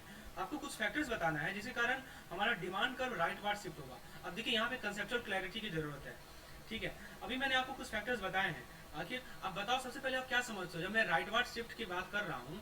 अब बताओ डिमांड बढ़ रहा है या घट रहा है, ठीक है। तो दोस्तों यहाँ पे डिमांड अपना क्या होता है, जब ये राइट वार्ड शिफ्ट होता है तो डिमांड क्या होता है दोस्तों, बढ़ता है। सो इंक्रीज इन डिमांड, ठीक है। और अदर फैक्टर्स में चेंजेस आएगा। तो एक मैं कुछ फैक्टर्स आपको बताता हूँ कि जैसे मान लो कि सब्सिट्यूट गुड का प्राइस बढ़ गया तो डिमांड भी बढ़ेगा। हम लोगों ने देखा था डायरेक्ट रिलेशनशिप है, increase in price of substitute goods. एक ये कारण हो सकता है ना दोस्तों। क्यों हो सकता है आपको क्लियर है कि सब्सिट्यूट गुड्स का जो प्राइस होता है वो हमारे डिमांड के डायरेक्टली प्रोपोर्शनल होता है। यदि सब्सिट्यूट गुड्स का प्राइस बढ़ेगा तो हमारा डिमांड बढ़ेगा। उसके बाद और एक कारण बताइए, उसके कारण आप हो सकता है कि favourable change in taste and preference, ठीक है। तो यदि फेवरेबल चेंज आ जाए टेस्ट प्रेफरेंस में तो भी हमारा डिमांड बढ़ेगा, तो राइट वार्ड शिफ्ट होगा। तीसरा फैक्टर आप लिख सकते हो कि decrease in price of complementary goods. Complementary goods का प्राइस यदि घट जाए तो भी हमारा क्या होगा, राइट वार्ड शिफ्ट होगा। और चौथा आप लिख सकते हो, अब बताओ इनकम तो इंपॉर्टेंट फैक्टर था ना दोस्तों। इनकम हम लोग ने देखा है, तो इनकम क्या हुआ होगा, बढ़ा हुआ होगा, क्योंकि इनकम के साथ डायरेक्टली प्रोपोर्शनल है। हम लोग नॉर्मल गुड्स की बात कर रहे हैं, ठीक है दोस्तों। हम लोग किसकी बात कर रहे हैं, नॉर्मल गुड्स की बात कर रहे हैं। चलिए उसके बाद नेक्स्ट क्वेश्चन आप ले सकते हो कि नेक्स्ट क्वेश्चन आप यहाँ पे क्या ले सकते हो कि लेफ्ट वार्ड शिफ्ट। एक तो हमारा राइट वार्ड शिफ्ट है, अब मान लो कि सेम क्वेश्चन है लेफ्ट वार्ड शिफ्ट का, तो क्या होगा, ठीक है दोस्तों।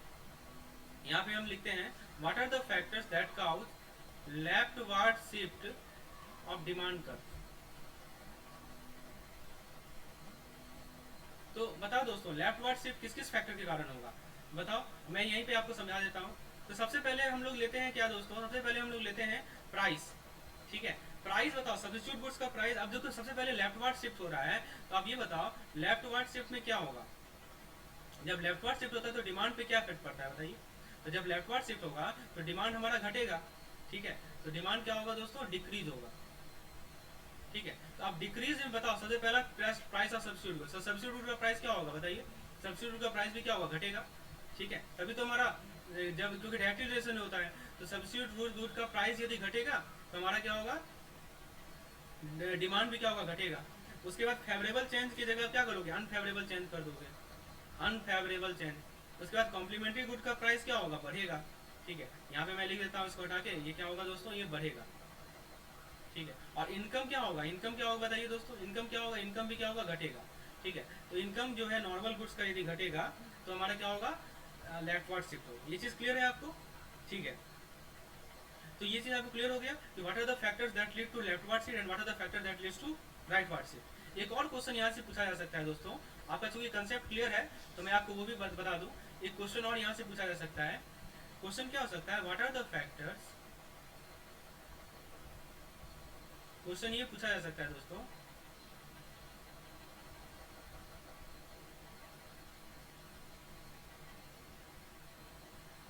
what are the factors that lead to shift in demand curve, shift in demand curve. तो ऐसे कौन कौन से फैक्टर हैं जो कि डिमांड कर्व को शिफ्ट कर सकते हैं। तो देखिए मान लीजिए ये क्वेश्चन पूछा गया डिमांड कर्व को कौन कौन से फैक्टर शिफ्ट कर सकते हैं। तो आपको पहले इस बात पे ध्यान देना है कि पूछा क्या जा रहा है, शिफ्ट इन डिमांड कर्व। आप ये दिमाग लगाओ कि शिफ्ट इन डिमांड कर्व क्यों होता है, कि जब मान लो शिफ्ट इन डिमांड कर्व तब होगा कि हमारा डिमांड चेंज होगा। और डिमांड चेंज क्यों होता है, जब अदर फैक्टर चेंज होंगे, प्राइस कॉन्स्टेंट रहेगा, ठीक है। तो आपको ये चीज़ क्लियर हो गया। अब मैं आपको पॉइंट बताता हूँ। सबसे पहला पॉइंट कि मान लो इनकम कंज्यूमर का क्या हो जाए, चेंज हो जाए, तो हमारा शिफ्ट होगा। दूसरा पॉइंट आप ले लो, दूसरा पॉइंट बताओ क्या होगा, कि टेस्ट और प्रेफरेंस में चेंज आ जाए, टेस्ट एंड प्रेफरेंस में चेंज आ जाए, किसका, कस्टमर का, कंज्यूमर का। तीसरा क्या हो सकता है कि चेंज इन प्राइस ऑफ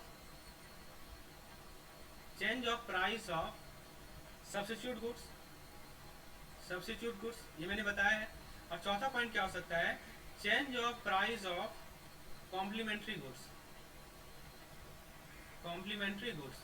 ठीक है, तो ये सब 4 फैक्टर्स हैं जिसके कारण हमारा क्या होगा, डिमांड कर्व क्या होगा, शिफ्ट होगा। तो आपको शिफ्ट और मूवमेंट में अंतर क्लियर हो गया। ठीक है, तो शिफ्ट और मूवमेंट में आपको सिंपल में अंतर बता दूं कि ये 2 वर्ड काफी इंपॉर्टेंट है, तो मैं आपको शॉर्ट में शिफ्ट और मूवमेंट में अंतर बता देता हूँ। तो देखिए, एक तरफ है अपना movement in demand curve, movement in demand curve, और एक तरफ है अपना shift in demand curve, shift in demand curve. ये मैं बार बार इसके रिपीट कर रहा हूँ, ये काफी इंपॉर्टेंट चीज है। ठीक है, ये किस कारण से होता है, ये किस कारण, जो हमारा क्वांटिटी डिमांड चेंज होगा, क्वांटिटी डिमांड जब चेंज होता है, ठीक है, तो जिस कारण से क्या होगा, प्राइस चेंज होगा, प्राइस क्या होगा अपना, चेंज होगा। ठीक है, और शिफ्ट इन डिमांड कर्व क्या होता है, ठीक है, ये होता है कि change in other factors, demand change हो रहा है अदर फैक्टर के कारण, अदर फैक्टर, और इस केस में अपना प्राइस क्या रहेगा, प्राइस कांस्टेंट रहेगा।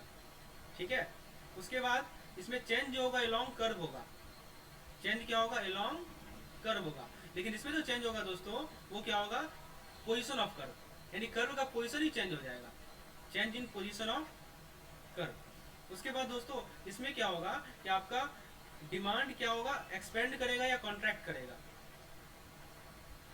एक्सपेंड या कॉन्ट्रैक्ट। और इसके अलावा इसमें क्या होगा कि आपका डिमांड बढ़ेगा या घटेगा, इंक्रीज या डिक्रीज।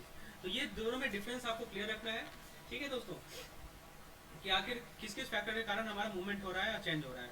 दोस्तों इसके अलावा एक और पॉइंट मैं आपको समझा दूं कि जो हमारा अभी हम लोगों ने डिमांड कर्व देखा था, तो लॉ ऑफ डिमांड कर्व, कभी कभी ये क्वेश्चन पूछ लिया जाता है कि जो हमारा डिमांड कर्व है वो डाउनवर्ड स्लोपिंग क्यों है। ठीक है, तो यहाँ पे एक क्वेश्चन आपको बताता हूँ, क्वेश्चन पॉइंट बताता हूँ, वाई, ठीक है, ये क्वेश्चन ही पूछा जाता है, why law of demand, law of demand operates. ठीक है, लॉ ऑफ डिमांड ऑपरेट्स क्यों करता है दोस्तों, या यानी कुल मिलाकर क्वेश्चन ये है कि जो हमारा लॉ ऑफ डिमांड है वो हमें हमेशा इनवर्स रिलेशनशिप क्यों है। ठीक है, तो उसके लिए सबसे पहला पॉइंट आपको ध्यान रखना है, जो सबसे पहला पॉइंट है वो ये है दोस्तों कि यहाँ पे एक लॉ है जिसे हम लोग कहते हैं लॉ ऑफ डिमिनिशिंग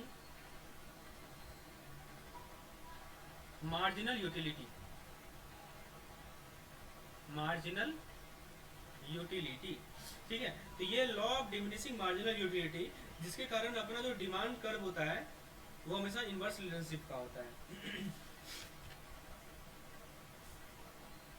उसके बाद अपना, जिसे हम लोग लॉ ऑफ डिमिनिशिंग रिटर्न भी कहते हैं। उसके बाद दोस्तों एक हमारा दूसरा फैक्टर है, वो है सब्स्टिट्यूशन इफेक्ट,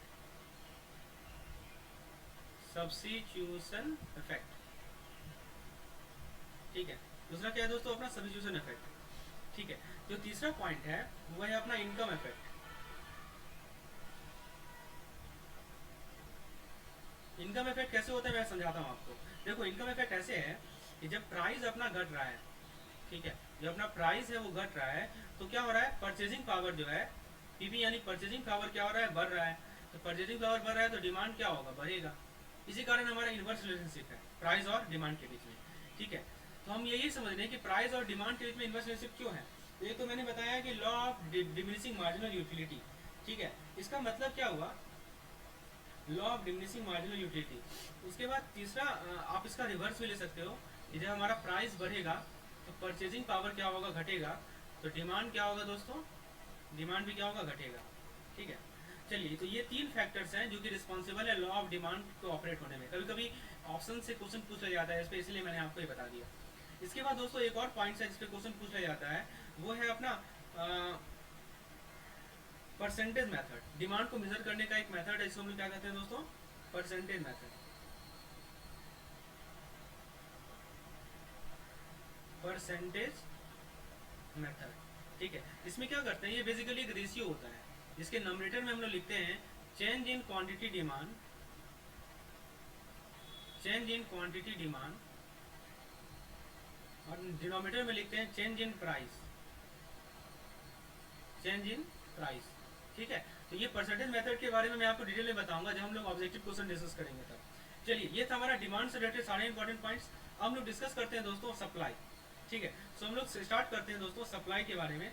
तो सप्लाई के बारे में सबसे पहला पॉइंट हम लोग हेडिंग देते हैं सप्लाई शेड्यूल। ठीक है। सप्लाई शेड्यूल, अब देखिए समझना आसान है क्योंकि हम लोग डिमांड शेड्यूल को समझ चुके हैं आसानी से, तो सप्लाई शेड्यूल भी आसानी से समझ जाएंगे। तो सप्लाई शेड्यूल होता क्या, ये जरा देखते हैं। तो बेसिकली ये टेबुलर रिप्रेजेंटेशन है। क्या है दोस्तों ये? Tabular representation. This is nothing but tabular representation.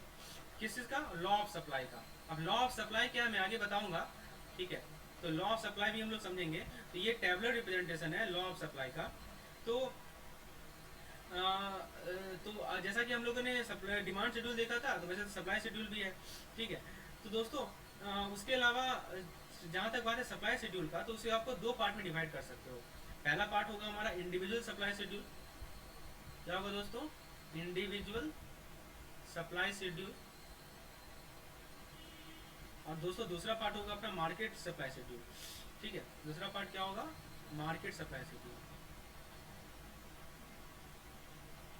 Market supply schedule. तो दोस्तों हम लोग एक इंडिविजुअल सप्लाई शेड्यूल को स्टडी करते हैं सबसे पहले, मार्केट को बाद में स्टडी करेंगे। तो दोस्तों मैं आपको एक एग्जांपल लेके समझाता हूँ कि इंडिविजुअल सप्लाई शेड्यूल कैसा कैसा बिहेव करेगा।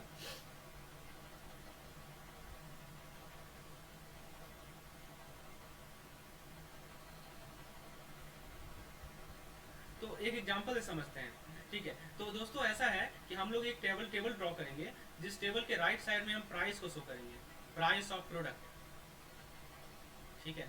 लेफ्ट साइड में, और राइट साइड में लिखेंगे क्वांटिटी सप्लाई, क्वांटिटी सप्लाइड, ठीक है, ऑफ कमोडिटी ए, ठीक है, ऑफ कमोडिटी ए, ठीक है। तो प्राइस मान लो रुपीज पर केजी है, ठीक है, और क्वांटिटी सप्लाइड मान लो केजी पर वीक है। अब हम लोग यहाँ पे टेबल ड्रॉ कर लेते हैं। तो जब प्राइस है 5, ठीक है, तो क्वांटिटी सप्लाइड है अपना मान लो 3000 केजी, ठीक है। जब प्राइस हो गया 10, ठीक है, तो क्वांटिटी सप्लाइड मान लो 8000। जब प्राइस हो गया दोस्तों 15, तो क्वांटिटी सप्लाइड मान लो हो गया 12000। जब प्राइस हो गया 20, तो क्वांटिटी सप्लाइड मान लो हो गया 15000। ठीक है, ये टेबल है प्राइस ऑफ प्रोडक्ट का और क्वांटिटी सप्लाइड का, ठीक है। तो दोस्तों यहाँ पे आप देख सकते हो कि जो शेड्यूल है वो एक प्रोडक्ट का क्वांटिटी को दर्शा रहा है, और प्रोडक्ट कौन सा है दोस्तों? अपना प्रोडक्ट है ए, ठीक है। इसीलिए हम लोग इंडिविजुअल सप्लाई शेड्यूल करते हैं, ठीक है। अब जरा इस टेबल को समझते हैं दोस्तों। तो टेबल से क्या देख रहे हो कि फर्म जो है वो 3000 केजी पर वीक, यानी एक सप्ताह में 3000 किलो कॉमोडिटी ए को सप्लाई कर रही है। प्राइस कितना है? 5 रुपया पर केजी। जैसे ही प्राइस 5 से 10 हुआ, ठीक है, तो फर्म ने क्या किया? सप्लाई को बढ़ा दिया, 3000 से कितना कर दिया? 8000 कर दिया, 8000 पर केजी, 8000 पर वीक, ठीक है। तो दोस्तों इंडिविजुअल सप्लाई शेड्यूल से आप क्या समझ रहे हो कि जैसे जैसे अपना क्वांटिटी प्राइस बढ़ रहा है, ठीक है, प्राइस क्या हो रहा है? बढ़ रहा है, तो क्वांटिटी सप्लाई भी क्या हो रहा है? बताओ, क्वांटिटी सप्लाई भी क्या हो रहा है दोस्तों? यहाँ पे बढ़ रहा है। यहाँ से आप नोटिस कर सकते हो इस चीज़ को, ठीक है। चलिए, तो आप यदि इसको प्लॉट करना चाहो ग्राफिकली तो कैसा होगा कुछ मैं बताता हूँ। तो ग्राफिकली यदि आप इसे प्लॉट करना चाहो वो हम लोग आगे सप्लाई कर्व में देखेंगे, ठीक है। अब मैं यही बता देता हूँ, सप्लाई कर्व को भी मैं आपको यही समझा देता हूँ, ठीक है। तो दोस्तों सप्लाई कर्व को मैं आपको समझा रहा हूँ, supply schedule individual supply curve को समझा देता हूँ, ठीक है। तो दोस्तों देखिए इंडिविजुअल सप्लाई कर्व कैसा होगा, हेडिंग दे देते हैं हम लोग, individual supply curve. Supply curve होता क्या है पहले ये आपको पता है? सप्लाई कर्व होता है दोस्तों, जैसे डिमांड कर्व था आपका, प्राइस और डिमांड, प्राइस और क्वांटिटी डिमांड के बीच में रिलेशनशिप, वैसे ही सप्लाई कर्व होता है दोस्तों, प्राइस और क्वांटिटी सप्लाई के बीच का रिलेशनशिप, ठीक है। तो उसी तरह यहाँ पे जैसे वहाँ प्राइस को हम लोग वाई एक्सेस पे शो करते थे, वैसे यहाँ प्राइस को भी हम लोग वाई एक्सेस पे शो करेंगे। तो ये हमारा प्राइस होगा और यहाँ पे क्या होगा दोस्तों? हमारा अपना क्वांटिटी होगा, ठीक है। तो देखिए दोस्तों, प्राइस जब 5000 था, अभी पिछला एग्जाम्पल की मैं बात कर रहा हूँ, प्राइस हो गया 10,000, फिर प्राइस हो गया 15,000, और फिर प्राइस बढ़ के हो गया 20,000, ठीक है। तो देखिए दोस्तों, सॉरी ये क्वांटिटी है, प्राइस हो गया 5, 10, 15, और ये हो गया अपना 20, ठीक है। तो प्राइस भी क्या है अपना ऐसे बढ़ रहा है, इस प्रकार का कर्व रहेगा, ठीक है। ये पॉजिटिव स्लोप है, यहाँ पे आप देख सकते हो ये पॉजिटिव स्लोप है, वो था डाउनवर्ड फेसिंग स्लोप था, ये हमारा कैसा स्लोप है? पॉजिटिव स्लोप है। तो स्लोप जो है वो अपवर्ड टू राइट मूव कर रहा है, ठीक है। तो यहाँ पे आप क्या देख सकते हो दोस्तों, यहाँ पे क्या कंक्लूजन निकल रहा है कि जो हमारा रिलेशनशिप है वो डायरेक्ट रिलेशनशिप है, वहाँ पे इन्वर्स रिलेशनशिप था, यहाँ पे कैसा रिलेशनशिप है, डायरेक्ट रिलेशनशिप है। किससे, इसके बीच का, between supply, between supply and price, ठीक है। तो यहाँ पे डायरेक्ट रिलेशनशिप है सप्लाई और प्राइस के बीच में, मतलब एक बढ़ रहा है तो दूसरा भी क्या हो रहा है दोस्तों, बढ़ रहा है। चलिए, तो ये हम लोगों ने इंडिविजुअल सप्लाई कर्व को समझ लिया और इंडिविजुअल सप्लाई शेड्यूल को समझ लिया। अब जरा मार्केट सप्लाई शेड्यूल को समझते हैं दोस्तों। मार्केट हेडिंग देते हैं हम लोग, हेडिंग देते हैं मार्केट, मार्केट सप्लाई शेड्यूल। आखिर होता क्या है मार्केट सप्लाई शेड्यूल, तो ये शेड्यूल दर्शाता है हमें कि जितने भी फर्म है, एक फर्म नहीं, सभी के सभी फर्म या सभी के सभी सप्लायर जो कि मार्केट में हैं, उन सभी का क्वांटिटी को हमें दिखाता है, ठीक है। तो यहाँ पे सिंपल वर्ड में लिखे हैं कि क्वांटिटी ऑफ प्रोडक्ट, प्रोडक्ट्स लिखे supplied by, supplied by all firms, ठीक है, बहुत सारे फर्म्स, ठीक है। हाँ, तो दोस्तों आप क्या है, बेसिकली ये क्या है, समेशन है। समेशन किसका है, इंडिविजुअल मार्केट शेड्यूल का, सॉरी इंडिविजुअल सप्लाई शेड्यूल का,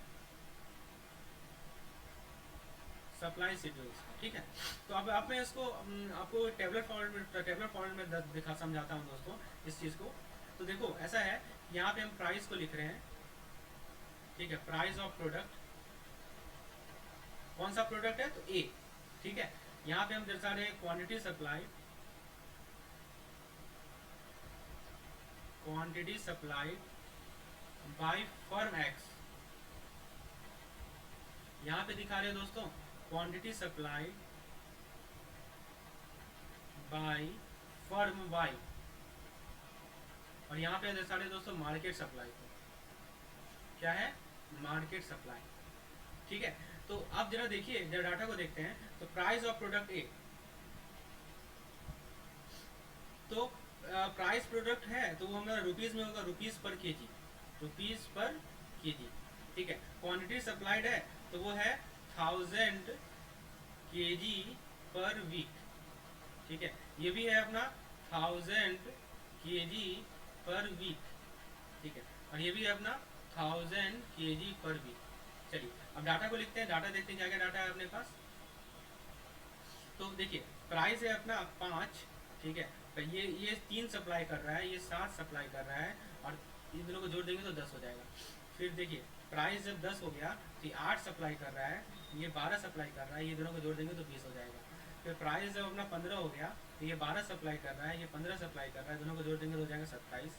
जब प्राइस 20 हो गया तो ये सप्लाई कर रहा है 15, ये सप्लाई कर रहा है 17, दोनों को जोड़ देंगे तो हो जाएगा 32, ठीक है। तो इस टेबल में देखिए, इस टेबल में हम लोगों ने मार्केट सप्लाई को कैसे कैलकुलेट किया, ये जो मार्केट सप्लाई है उसको कैसे कैलकुलेट किया बताइए। तो हम लोगों ने कंबाइन किया है, एक्स फर्म एक्स जो क्वांटिटी सप्लाई कर रही है और फर्म वाई जो क्वांटिटी सप्लाई कर रही है, दोनों को कंबाइन किया हम लोगों ने, तब हमें मिला ये, ठीक है, दिख रहा है आपको, ठीक है।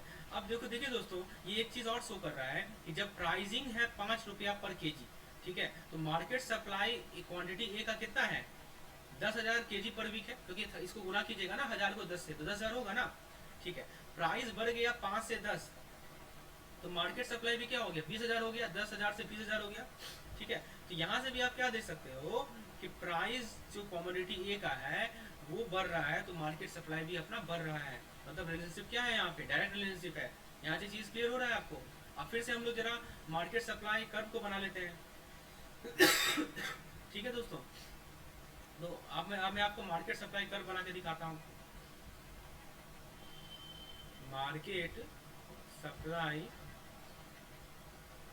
कर्व, मार्केट सप्लाई कर्व कैसा बनेगा, ये अपना y एक्सिस है, ये अपना x एक्सिस है, ये 0 है, ये 10,000 है, ठीक है, यहाँ पे 20,000 है, यहाँ पे 30,000 है, यहाँ पे 40,000 है, ये अपना क्वांटिटी है, ये प्राइस है,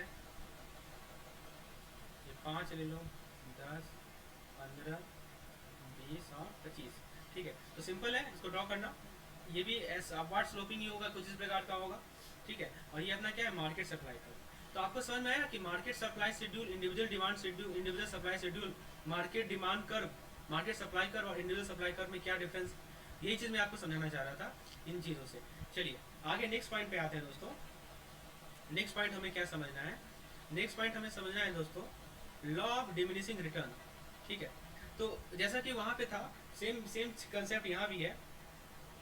उससे पहले मैं आपको कुछ फोर्सेस बता दूँ। ठीक है, यहाँ पे देखिए दोस्तों, जब हम लोग ये लॉ ऑफ डिमांड कर्व जो हम लोग देख रहे हैं ना, इसमें एजम्पशन अपना क्या है कि एजम्पशन ये है कि हमारा ऑर्डर फैक्टर कांस्टेंट है। अब ये ऑर्डर फैक्टर कौन कौन से होते हैं आइए जरा देखते हैं। ठीक है, आखिर में कौन कौन से फैक्टर्स हैं जो कि हमारे सप्लाई कर्व को अफेक्ट करते हैं, पहले उन्हें डिस्कस कर लेते हैं हम लोग। ठीक है दोस्तों, तो हेडिंग देते हैं हम लोग, सो हेडिंग देते हैं factors behind market supply, factors behind market supply. ठीक है, तो मार्केट सप्लाई के पीछे कौन कौन से फैक्टर्स हैं। तो सबसे पहला फैक्टर है दोस्तों अपना कॉस्ट ऑफ प्रोडक्शन। क्या है, कॉस्ट ऑफ प्रोडक्शन। ठीक है, अब मैं आपको बताता हूँ कि कॉस्ट ऑफ प्रोडक्शन कैसे अफेक्ट करता है। मैं आपको सिंपल लैंग्वेज में समझाता हूँ दोस्तों कॉस्ट ऑफ प्रोडक्शन कैसे अफेक्ट करता है। तो देखिए आप एग्जांपल लीजिए, जैसे मान लीजिए कि प्रोडक्शन का जो कॉस्ट है, प्रोडक्शन का कॉस्ट वो हमारे मार्केट प्राइस से कम है, वो लेस देन क्या है, मार्केट प्राइस। मान लो प्रोडक्शन कॉस्ट है 1000 रुपया एग्जाम्पल के तौर पर, और मार्केट प्राइस है अपना 2000 रुपया। ठीक है, तो बताइए दोस्तों ये प्रॉफिटेबल सिचुएशन है कि अनप्रॉफिटेबल है, लॉस है। तो ये तो हमारा प्रॉफिटेबल है ना, तो ये हमारा क्या सिचुएशन है, प्रॉफिटेबल है, क्योंकि हमारा जो लागत है वो कम है और हमें मिल रहा है ज़्यादा, तो हमारे लिए क्या है, प्रॉफिट ही तो है। ठीक है, उसके बाद हम लोग नेक्स्ट केस लेते हैं नेक्स्ट केस लेते हैं कि जब हमारा प्रोडक्शन कॉस्ट जो है वो मार्केट प्राइस से ज़्यादा है, तो क्या होगा, तो यहाँ पे क्या होगा, यहाँ पे स्विच ओवर होता है। ठीक है, यहाँ पे क्या होता है, स्विच ओवर होता है, या प्रोडक्शन ही नहीं होगा, स्विच ओवर। ठीक है, या आप कहो लिटिल प्रोडक्शन, लिटिल प्रोडक्शन। ठीक है, तो यहाँ से आप चीज़ नोटिस कर रहे हो कि प्रोडक्शन कॉस्ट हमारा प्रॉफिट होगा या ना होगा उस पर वो डिसाइड करता है। अब दोस्तों ये जो प्रोडक्शन कॉस्ट है ना, ये जो प्रोडक्शन कॉस्ट हम लोग बात कर रहे हैं, ये डिसाइड होता है इनपुट प्राइस से। दिस इज डिसाइडेड बाई, कौन डिसाइड करता है इसे, इनपुट प्राइस डिसाइड करती है कि हमारा इनपुट जो बेसिक रॉ मटेरियल्स है, ठीक है, इनपुट प्राइस डिसाइड करती है। और एक और चीज डिसाइड करती है टेक्नोलॉजिकल एडवांस, टेक्नोलॉजिकल एडवांस। ठीक है, अब इनपुट प्राइस में क्या होता है, इनपुट प्राइस का मैं आपको मीनिंग बताता हूँ। तो इनपुट प्राइस में आपका आ सकता है दोस्तों क्या क्या, तो इनपुट प्राइस में आ सकता है आपका लेबर, ठीक है, फिर एनर्जी, फिर मशीनरी। देखो आप समझो, यदि लेबर कॉस्ट कम होगा तो ऑब्वियस सी बात है आपका प्रोडक्शन कॉस्ट भी कम होगा और आप प्रॉफिट की सिचुएशन में रहोगे। जब एनर्जी जो आपका बिजली है, ठीक है, तो यदि मान लीजिए कि उसका कॉस्ट कम है तो ऑब्वियस सी बात है आपका प्रोडक्शन कॉस्ट भी कम होगा। जो मशीनरी है उसका लागत कम है तो ऑब्वियस सी बात है आपका क्या होगा, प्रोडक्शन कॉस्ट भी क्या होगा, कम होगा। ठीक है, मैं इसका एग्जाम्पल देता हूँ प्राइस ऑफ इनपुट्स का। आप जैसे मान लो ये चीज़ आपको क्लियर हो गया, इनपुट प्राइस कौन कौन से होते हैं। ठीक है, तो ये आपको मैं एग्जांपल से समझाता हूँ। एक एग्जांपल आप ले लो कि जैसे कि आप ले लो पेट्रोल। ठीक है, पेट्रोल, पेट्रोल का प्राइस आपको पता है क्या हुआ था, पेट्रोल का जो प्राइस है वो 1970 में शार्पली बढ़ गया था। ठीक है, सडनली बढ़ गया था। तो बताइए यदि पेट्रोल का प्राइस बढ़ जाएगा तो एनर्जी का प्राइस भी तो बढ़ जाएगा, एनर्जी का प्राइस बढ़ेगा कि नहीं बढ़ेगा, और एनर्जी का प्राइस बढ़ेगा तो प्रोडक्शन कॉस्ट क्या होगा, बढ़ेगा। और प्रोडक्शन कॉस्ट बढ़ेगा, समझिए बात को, एनर्जी का प्राइस बढ़ेगा तो प्रोडक्शन कॉस्ट बढ़ेगा। अब कॉस्ट बढ़ जाएगा तो क्या होगा, अपना जो सप्लाई है वो कम हो जाएगा। समझ रहे हैं बात को। तो आप देख सकते हैं कैसे एक छोटा सा फैक्टर है जो हमारा पेट्रोल है, जो कि हमारे इनपुट में आता है, इनपुट प्राइस आता है, उसके बढ़ने के कारण आपका सप्लाई घट रहा है। ये आपको क्लियर है। तो आप देख सकते हो कि प्रोडक्शन कॉस्ट यदि हमारा बढ़ रहा है कि ठीक है, फाइनल कंक्लूजन क्या निकला, प्रोडक्शन कॉस्ट बढ़ेगा तो सप्लाई क्या होगा, अपना कम होगा। ठीक है, तो यहाँ पे आप देख सकते हो कि प्रोडक्शन कॉस्ट बढ़ेगा तो सप्लाई क्या हो रहा है, अपना कम हो रहा है। तो पहला फैक्टर आपको समझ में आया। उसके बाद मैंने आपको यहाँ बात किया टेक्नोलॉजिकल एडवांस। तो आपको मैं टेक्नोलॉजिकल एडवांस का भी मैं एग्जांपल बताता हूँ आपको। तो टेक्नोलॉजिकल एडवांस में आप एग्जांपल ले सकते हो, इसको मैं डिलीट कर रहा हूँ। ठीक है, टेक्नोलॉजिकल एडवांस का मैं एग्जांपल बताता हूँ। जैसे कि जैसे मान लो कि टेक्नोलॉजिकल एडवांस में क्या हो सकता है कि कुछ साइंटिफिक ब्रेक थ्रू आ गया। ठीक है, आपको पता है कि जो हमारा मैन्युफैक्चरर्स हैं, जो हमारे मैन्युफैक्चरर्स हैं वो ज़्यादा इफिशियंट हो गए हैं लास्ट डिकेड में। अब जो काम 10 साल पहले आपका 1 घंटे में होता था, अब वो काम आपका मिनट्स में हो रहा है। ठीक है, क्यों ऐसा हो रहा है? क्योंकि हम लोग टेक्नोलॉजिकली एडवांस हो गए हैं। ठीक है, तो जो ऑटोमोबाइल्स हैं उसको आप फ्यूअर आवर में आप क्या कर सकते हो, प्रोड्यूस कर सकते हो। ठीक है, जिसके कारण जो कार मेकर हैं वो ज़्यादा से ज़्यादा ऑटोमोबाइल प्रोड्यूस कर पा रहे हैं सेम टाइम में। तो दोस्तों कॉस्ट तो कम हो गया ना। तो आप देख सकते हो प्रोडक्शन कॉस्ट किस पे डिपेंड करता है, इनपुट प्राइस पे और टेक्नोलॉजिकल एडवांस पे डिपेंड करता है। तो ये पहला फैक्टर था जो कि हमारे मार्केट सप्लाई को क्या कर रहा है, इफेक्ट कर रहा है। आइए दूसरा फैक्टर देखते हैं। तो दूसरा फैक्टर है अपना, वो है the second factor is price of related goods. वहां भी था, डिमांड में भी था, आपको मैंने बताया है प्राइस ऑफ रिलेटेड गुड्स। ठीक है, तो हमारा रिलेटेड गुड्स का जो प्राइस है वो भी हमारे क्या करता है, वो भी हमारे डिमांड को क्या करता है दोस्तों, अफेक्ट करता है। ठीक है, सॉरी सप्लाई को अफेक्ट करता है दोस्तों। ठीक है, जैसे मैं एग्जांपल की बात करता हूँ, कोई सब्स्टिट्यूट गुड्स है। कैसा गुड्स है? Substitute goods. सब्स्टिट्यूट गुड्स, इसका प्राइस क्या हो गया, बढ़ गया। ठीक है, सब्स्टिट्यूट गुड्स का प्राइस क्या हो गया, बढ़ गया। तो क्या होगा, अनदर सब्स्टिट्यूट्स का जो प्राइस होगा, सप्लाई होगा, अनदर सब्स्टिट्यूट का जो सप्लाई होगा, supply of another substitute supply will decrease. ठीक है, एग्जांपल आप ले लो, ऑटो कंपनी का बात कर रहे हैं। ठीक है, ऑटो कंपनी, तो ऑटो कंपनी का बात करो, वो क्या करते हैं, अलग अलग कार के मॉडल बनाते हैं एक सेम फैक्ट्री में। मान लो कि पहला मॉडल है, this is the first model. ठीक है, तो फर्स्ट मॉडल का मान लो कि फर्स्ट मॉडल का ज़्यादा डिमांड है। ठीक है, इसका क्या है, डिमांड क्या है दोस्तों, फर्स्ट मॉडल का डिमांड हाई है। ठीक है, इस demand is high, more demand for one model. तो उसका प्राइस क्या होगा बताओ, उसका प्राइस बढ़ेगा ना, यदि ज़्यादा डिमांड होगा हमारे पास प्राइस बढ़ेगा। ठीक है, तो प्राइस बढ़ेगा तो वो जो कंपनी है वो क्या करेगी, वो स्विच ओवर करेगी अपने असेंबली लाइन को कि वो वैसा मॉडल बनाए ज़्यादा से ज़्यादा। ठीक है, तो अदर जो मॉडल है उसके पास, उसका सप्लाई क्या हो रहा है बताइए, अदर जो मॉडल है उसका सप्लाई घट रहा है ना। ठीक है, आप देख रहे हो एक मॉडल के प्राइस डिमांड बढ़ने के कारण, ठीक है, उसके सब्स्टिट्यूट का मॉडल का क्या हो रहा है, डिमांड घट रहा है। वही तो मैं समझाना चाह रहा हूँ कि प्राइस जब बढ़ेगा किसी भी गुड्स का, तो उसके सब्स्टिट्यूट गुड्स का सप्लाई क्या होगा, घटेगा। ये समझ में आ रहा है आपको एग्जाम्पल से? ठीक है, तो ये चीज़ आपको ध्यान रखना है कि रिलेटेड गुड्स का प्राइस जो है वो भी हमारे सप्लाई को अफेक्ट करता है। ठीक है, तो रिलेटेड गुड्स का प्राइस यदि बढ़ रहा है तो हमारा सप्लाई क्या हो रहा है, सब्स्टिट्यूट गुड्स का घट रहा है। ये चीज़ आपको मैं समझा रहा हूँ। चलिए तीसरा पॉइंट को देखते हैं। थर्ड पॉइंट कौन सा है जो कि अफेक्ट करता है हमारे सप्लाई को? आइए देखते हैं दोस्तों। तो थर्ड पॉइंट है वो है, थर्ड पॉइंट है अपना, वो है गवर्नमेंट पॉलिसी।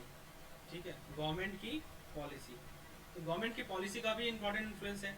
ठीक है, जो हमारे इन्वायरमेंटल हेल्थ कंसिडरेशन है, ठीक है, टैक्स हुआ, मिनिमम टैक्स हो, ठीक है, मिनिमम वेज हो, ये सब चीज़ प्रमोट करता है कि इनपुट प्राइस को क्या करता है दोस्तों, यदि हमारा मिनिमम वेज लॉ है, ठीक है, ये इनपुट प्राइस को बढ़ा देता है। ठीक है, इनपुट प्राइस को क्या कराता है, बढ़ा देता है। ठीक है, और इनपुट प्राइस बढ़ेगा, ठीक है, तो हमारा क्या होगा, सप्लाई भी इफेक्ट होगा। उसके बाद कुछ स्पेशल फैक्टर्स होते हैं। ठीक है, स्पेशल फैक्टर्स में क्या होते हैं दोस्तों, स्पेशल फैक्टर्स में होते हैं अपने वेदर। ठीक है, एक वेदर हो गए। ठीक है, इसका फार्मिंग पे ज़्यादा इफेक्ट होता है, आपको पता है वेदर का फार्मिंग पे काफ़ी ज़्यादा इफेक्ट है।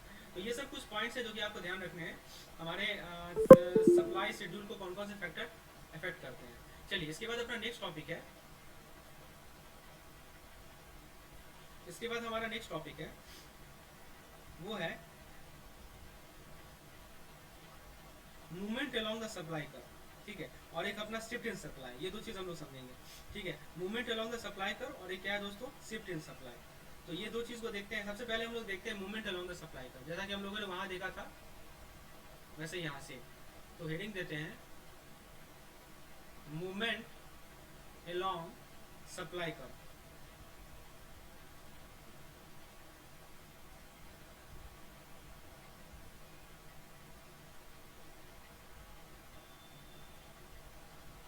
ठीक है, तो सप्लाई कर्व के अलॉन्ग मूवमेंट कैसे होगा?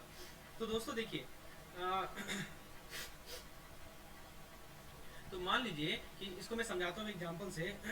Change in quantity supply, change in quantity supplied,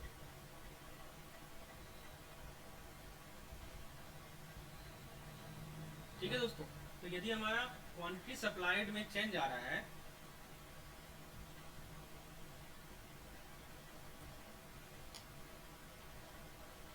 तो क्वांटिटी सप्लाइड में यदि चेंज होगा तो क्या होगा बताइए? तो प्राइस में चेंज आएगा, ठीक है। चेंज इन क्वांटिटी सप्लाई के कारण क्या होगा? प्राइस में अपना चेंज आएगा, चेंज इन प्राइस, ठीक है। और यदि प्राइस में चेंज आएगा तो क्या होगा? मूवमेंट होगा, ठीक है, movement along the supply curve,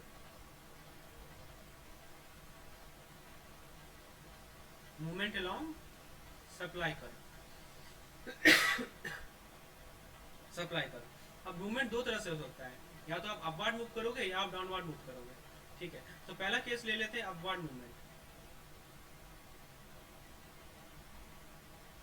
upward movement. तो अपवर्ड मूवमेंट में क्या होगा दोस्तों? अपवर्ड मूवमेंट जब भी होगा तो हमारा एक्सपेंशन होगा सप्लाई का। क्या होगा दोस्तों? Expansion in supply. और जब हमारा एक्सपेंशन इन सप्लाई क्या होता है, क्यों होता है? कि हमारा प्राइस बढ़ जाए, इंक्रीज इन प्राइस, ठीक है। और डाउनवर्ड मूवमेंट जब होगा, डाउनवर्ड मूवमेंट जब होगा तो हमारा कॉन्ट्रैक्शन, कॉन्ट्रैक्शन इन सप्लाई होगा, ठीक है। और कॉन्ट्रैक्शन इन सप्लाई जब भी होगा तब होगा जब हमारा प्राइस क्या हो जाए? घट जाए। तो ये चार्ट आपको ध्यान रखना है, ये काफ़ी इंपॉर्टेंट टेबल है। इसमें हम लोग समझ सकते हैं कि movement along the supply curve क्यों हो रहा है। इसका मेन रीज़न क्या है दोस्तों? इसका मेन रीज़न है चेंज इन क्वांटिटी सप्लाई, ठीक है। चेंज इन क्वांटिटी सप्लाई क्यों हुआ? क्योंकि प्राइस चेंज हुआ। अब प्राइस बढ़ रहा है तो एक्सपेंशन इन सप्लाई हो रहा है, प्राइस घट रहा है तो कॉन्ट्रैक्शन इन सप्लाई हो रहा है, ठीक है। ओके, अब हम लोग जरा शिफ्ट इन सप्लाई को देखते हैं। ये था हमारा एक्सपेंशन वाला, मूवमेंट वाला। हम लोग शिफ्ट इन सप्लाई को देखते हैं। तो नेक्स्ट हेडिंग देंगे शिफ्ट इन सप्लाई कर, ठीक है। शिफ्ट आखिर होता क्यों है? तो शिफ्ट होने का मेन रीजन है दोस्तों चेंज इन सप्लाई। वहां पे चेंज इन क्वांटिटी सप्लाई था, यहाँ पे चेंज इन सप्लाई, ठीक है। चेंज इन सप्लाई होगा, इसका मतलब हुआ change in factor, change in factor other than the price. मतलब कि प्राइस को छोड़कर बाकी फैक्टर में यदि चेंज आ जाए तो हमारा चेंज इन सप्लाई होता है, और उसके कारण क्या होता है? शिफ्ट होता है। शिफ्ट इन, जैसा कि डिमांड में हम लोगों ने देख रखा है, शिफ्ट इन सप्लाई कर। अब शिफ्ट दो तरह से हो सकता है, एक आपका राइटवर्ड शिफ्ट हो सकता है। क्या हो सकता है? राइटवर्ड शिफ्ट हो सकता है। जब राइटवर्ड शिफ्ट होगा तो आपका सप्लाई क्या होगा? बढ़ेगा, ठीक है। तो ये क्यों हुआ? क्योंकि फेवरेबल चेंज हुआ, favourable change in other factor, in other factors, ठीक है। और एक हो सकता है आपका लेफ्टवर्ड शिफ्ट हो। लेफ्टवर्ड शिफ्ट क्यों होगा? जब होगा लेफ्टवर्ड शिफ्ट का रीजन है कि आपका सप्लाई क्या होगा? घटेगा। और ये किस कारण से होता है? ये होता है आपका अनफेवरेबल चेंज के कारण, अनफेवरेबल चेंज के कारण, ठीक है। तो ये आपको ध्यान रखना है। तो दोस्तों इस चीज़ को मैं आपको ग्राफिकली समझाता हूँ। ये जो अपना शिफ्ट इन सप्लाई हो रहा है वो क्यों हो रहा है वो मैं आपको समझाता हूँ दोस्तों ग्राफिकली। तो दोस्तों एक पहला एग्जांपल लेते हैं हम लोग इंक्रीज इन सप्लाई का। पहला एग्जांपल लेते हैं इंक्रीज इन सप्लाई, ठीक है। तो इंक्रीज इन सप्लाई किस कारण से हो सकता है? इसका मतलब क्या हुआ कि सप्लाई किसी कमोडिटी का बढ़ गया। किस कारण से बढ़ गया? किसी अदर फैक्टर के कारण। अदर फैक्टर हम लोग ऑलरेडी डिस्कस कर चुके हैं। तो देखिए कैसा दिखेगा वो ग्राफ में। तो देखिए मैं आपको समझाता हूँ। एक तरफ आप ले लो प्राइस, ठीक है, प्राइस रुपीज़ में, और एक तरफ आप ले लो क्वांटिटी, ठीक है, ये यूनिट्स में है, ठीक है। तो देखो प्राइस मान लो प्राइस है आपका 20, प्राइस को हम फिक्स रखे हैं, प्राइस नहीं चेंज कर रहे हैं, ठीक है। और क्वांटिटी क्या हो गया? ये 100 था, अभी हो गया क्वांटिटी 150। अब देखिए ग्राफिकली कैसा ये दिखेगा। तो ग्राफिकली आप देख सकते हो कि ये हमारा वाई एक्सिस है और ये हमारा एक्स एक्सिस होगा, ठीक है। यहाँ पे हमारा 100 है, ये भी हमारा 100 है। इस एक्सिस पे हम लोग क्वांटिटी दिखा रहे हैं और इस एक्सिस पे हम लोग प्राइस दिखा रहे हैं, ठीक है दोस्तों। प्राइस अपना फिक्स है, कितना है प्राइस? 20। प्राइस नहीं चेंज हो रहा है, अदर फैक्टर चेंजेस हो रहा है। अदर फैक्टर कौन कौन से हम लोगों ने डिस्कस किया है दोस्तों? Technological advance, input price, government regulation, ये सभी फैक्टर्स हैं। तो देखिए दोस्तों, सप्लाई कर्व चूंकि हमारा पॉजिटिव स्लोप होता है तो ऐसा होगा पहले केस में। अब दूसरे केस में सप्लाई कर्व क्या हुआ, शिफ्ट हो गया, ठीक है, क्योंकि क्वांटिटी हमारा 100 से हो गया 150, प्राइस हमारा 20 ही रहा, तो ये शिफ्ट हो गया इस तरफ, ठीक है। पहला अपना एस एस था, अब हो गया ये S1 S1, ठीक है दोस्तों। तो इसे हम लोग कहते हैं राइट वर्ड शिफ्ट। तो ये हमारा पहला केस था इंक्रीज इन सप्लाई का, ये आपको समझ में आया। अब हम लोग डिक्रीज इन सप्लाई की बात करते हैं, दूसरा केस को डिस्कस करते हैं। सॉरी, दूसरा केस है अपना डिक्रीज इन सप्लाई।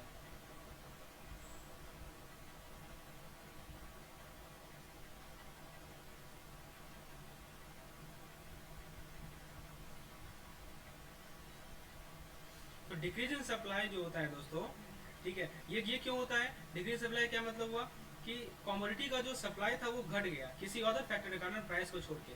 तो फिर से वही टेबल बनाते हैं दोस्तों, ये प्राइस है और ये क्वांटिटी है, ठीक है। तो दोस्तों प्राइस मान लो कि प्राइस 20 रुपया रहा, ये भी सेकेंड केस में 20 रुपया रहा, क्वांटिटी पहले 100 था, अब 70 हो गया, ठीक है। इसको आप ग्राफिकली यदि प्लॉट करोगे तो ये अपना वाई एक्सिस है और ये अपना एक्स एक्सिस है, ठीक है। तो यहाँ पे आपका 70 है और यहाँ पे क्या है अपना 100, ठीक है। प्राइस अपना 20 का 20 ही है, प्राइस तो चेंज हो नहीं रहा है। तो पहले केस में जो अपना सप्लाई कर्व है वो कुछ पॉजिटिव स्लोपिंग है, वो इस प्रकार है, ठीक है। अब क्या हो गया, क्वांटिटी सप्लाइड जो था, ये क्वांटिटी सप्लाइड है और ये अपना प्राइस है, ठीक है। तो क्वांटिटी सप्लाई क्या हो गया, 100 से हो गया 70, यानी घट गया। तो अब ये यहाँ पे टच कर रहा है, तो अपना जो सप्लाई कर्व होगा वो इधर आ जाएगा ना। तो इधर शिफ्ट में देख सकते हो, शिफ्ट इसका लेफ्टवर्ड शिफ्ट है। और लेफ्टवर्ड शिफ्ट क्यों हो रहा है कि हमारा जो अनफेवरेबल चेंज हो रहा है इस कारण से। तो ये आपको क्लियर हो गया होगा कि अपना सप्लाई घटता कब है और सप्लाई बढ़ता कब है, ठीक है दोस्तों। इसे ही हम लोग कहते हैं shift in supply. Next topic है अपना दोस्तों equilibrium, equilibrium of supply and demand curve, ठीक है दोस्तों। तो फ्रेंड्स ये जो इक्विलिब्रियम वाला टॉपिक है इसे हम लोग नेक्स्ट चैप्टर में, नेक्स्ट पार्ट में डिस्कस करेंगे, क्योंकि ये कंसेप्चुअल वाला पार्ट है। अभी तक हम लोगों ने सप्लाई को समझ लिया, डिमांड को समझ लिया, फैक्टर्स कौन कौन से ये समझ लिया, चेंज शिफ्ट क्या होता है, ठीक है, चेंज क्या होता है ये समझ लिया। जो हमारा नेक्स्ट पार्ट है, नेक्स्ट टॉप में वीडियो लेकर आऊँगा, उसमें मैं आपको समझाऊंगा कि इक्विलिब्रियम और जो हमारा डिमांड और सप्लाई है उसके बीच में इक्विलिब्रियम का क्या मीनिंग है, उसको कैसे इंटरप्रेट करेंगे, और साथ ही साथ उसका इंटरप्रिटेशन। और दोस्तों उसके बाद मैं आपको कुछ राइज इन डिमांड, जितना तरह की शिफ्टिंग पॉसिबल है, वो काफ़ी इंपॉर्टेंट शिफ्टिंग है, वो मैं समझाऊंगा। तो होपफुली लेसन आपको पसंद आया होगा। तो दोस्तों एक लाइक जरूर कीजिएगा इस चैनल को, एक वीडियो को लाइक कीजिएगा दोस्तों, चैनल को सब्सक्राइब कीजिए और दोस्तों वीडियो को शेयर कीजिए, ये 3 चीज़ कीजिए और हमारे साथ बने रहिए। जो हमारा बेल आइकन है, बेल आइकन को प्रेस कीजिए तो आपको नोटिफिकेशन तुरंत मिलते जाएगा जब भी मैं वीडियो बनाऊंगा। और दोस्तों शेयर करना काफ़ी इंपॉर्टेंट है। टेलीग्राम के चैनल के साथ जुड़ जाइए, टेलीग्राम का लिंक आपको मैं नीचे डिस्क्रिप्शन में दिया हूँ। होपफुली टेलीग्राम का लिंक से आप मेरे चैनल को जुड़ेंगे और वहाँ पे मैं आपके साथ डेली क्विजेज और जो इम्पोर्टेंट पॉइंट्स है वो मैं डिस्कस करता हूँ। तो फ्रेंड्स आज के लिए इतना ही, धन्यवाद।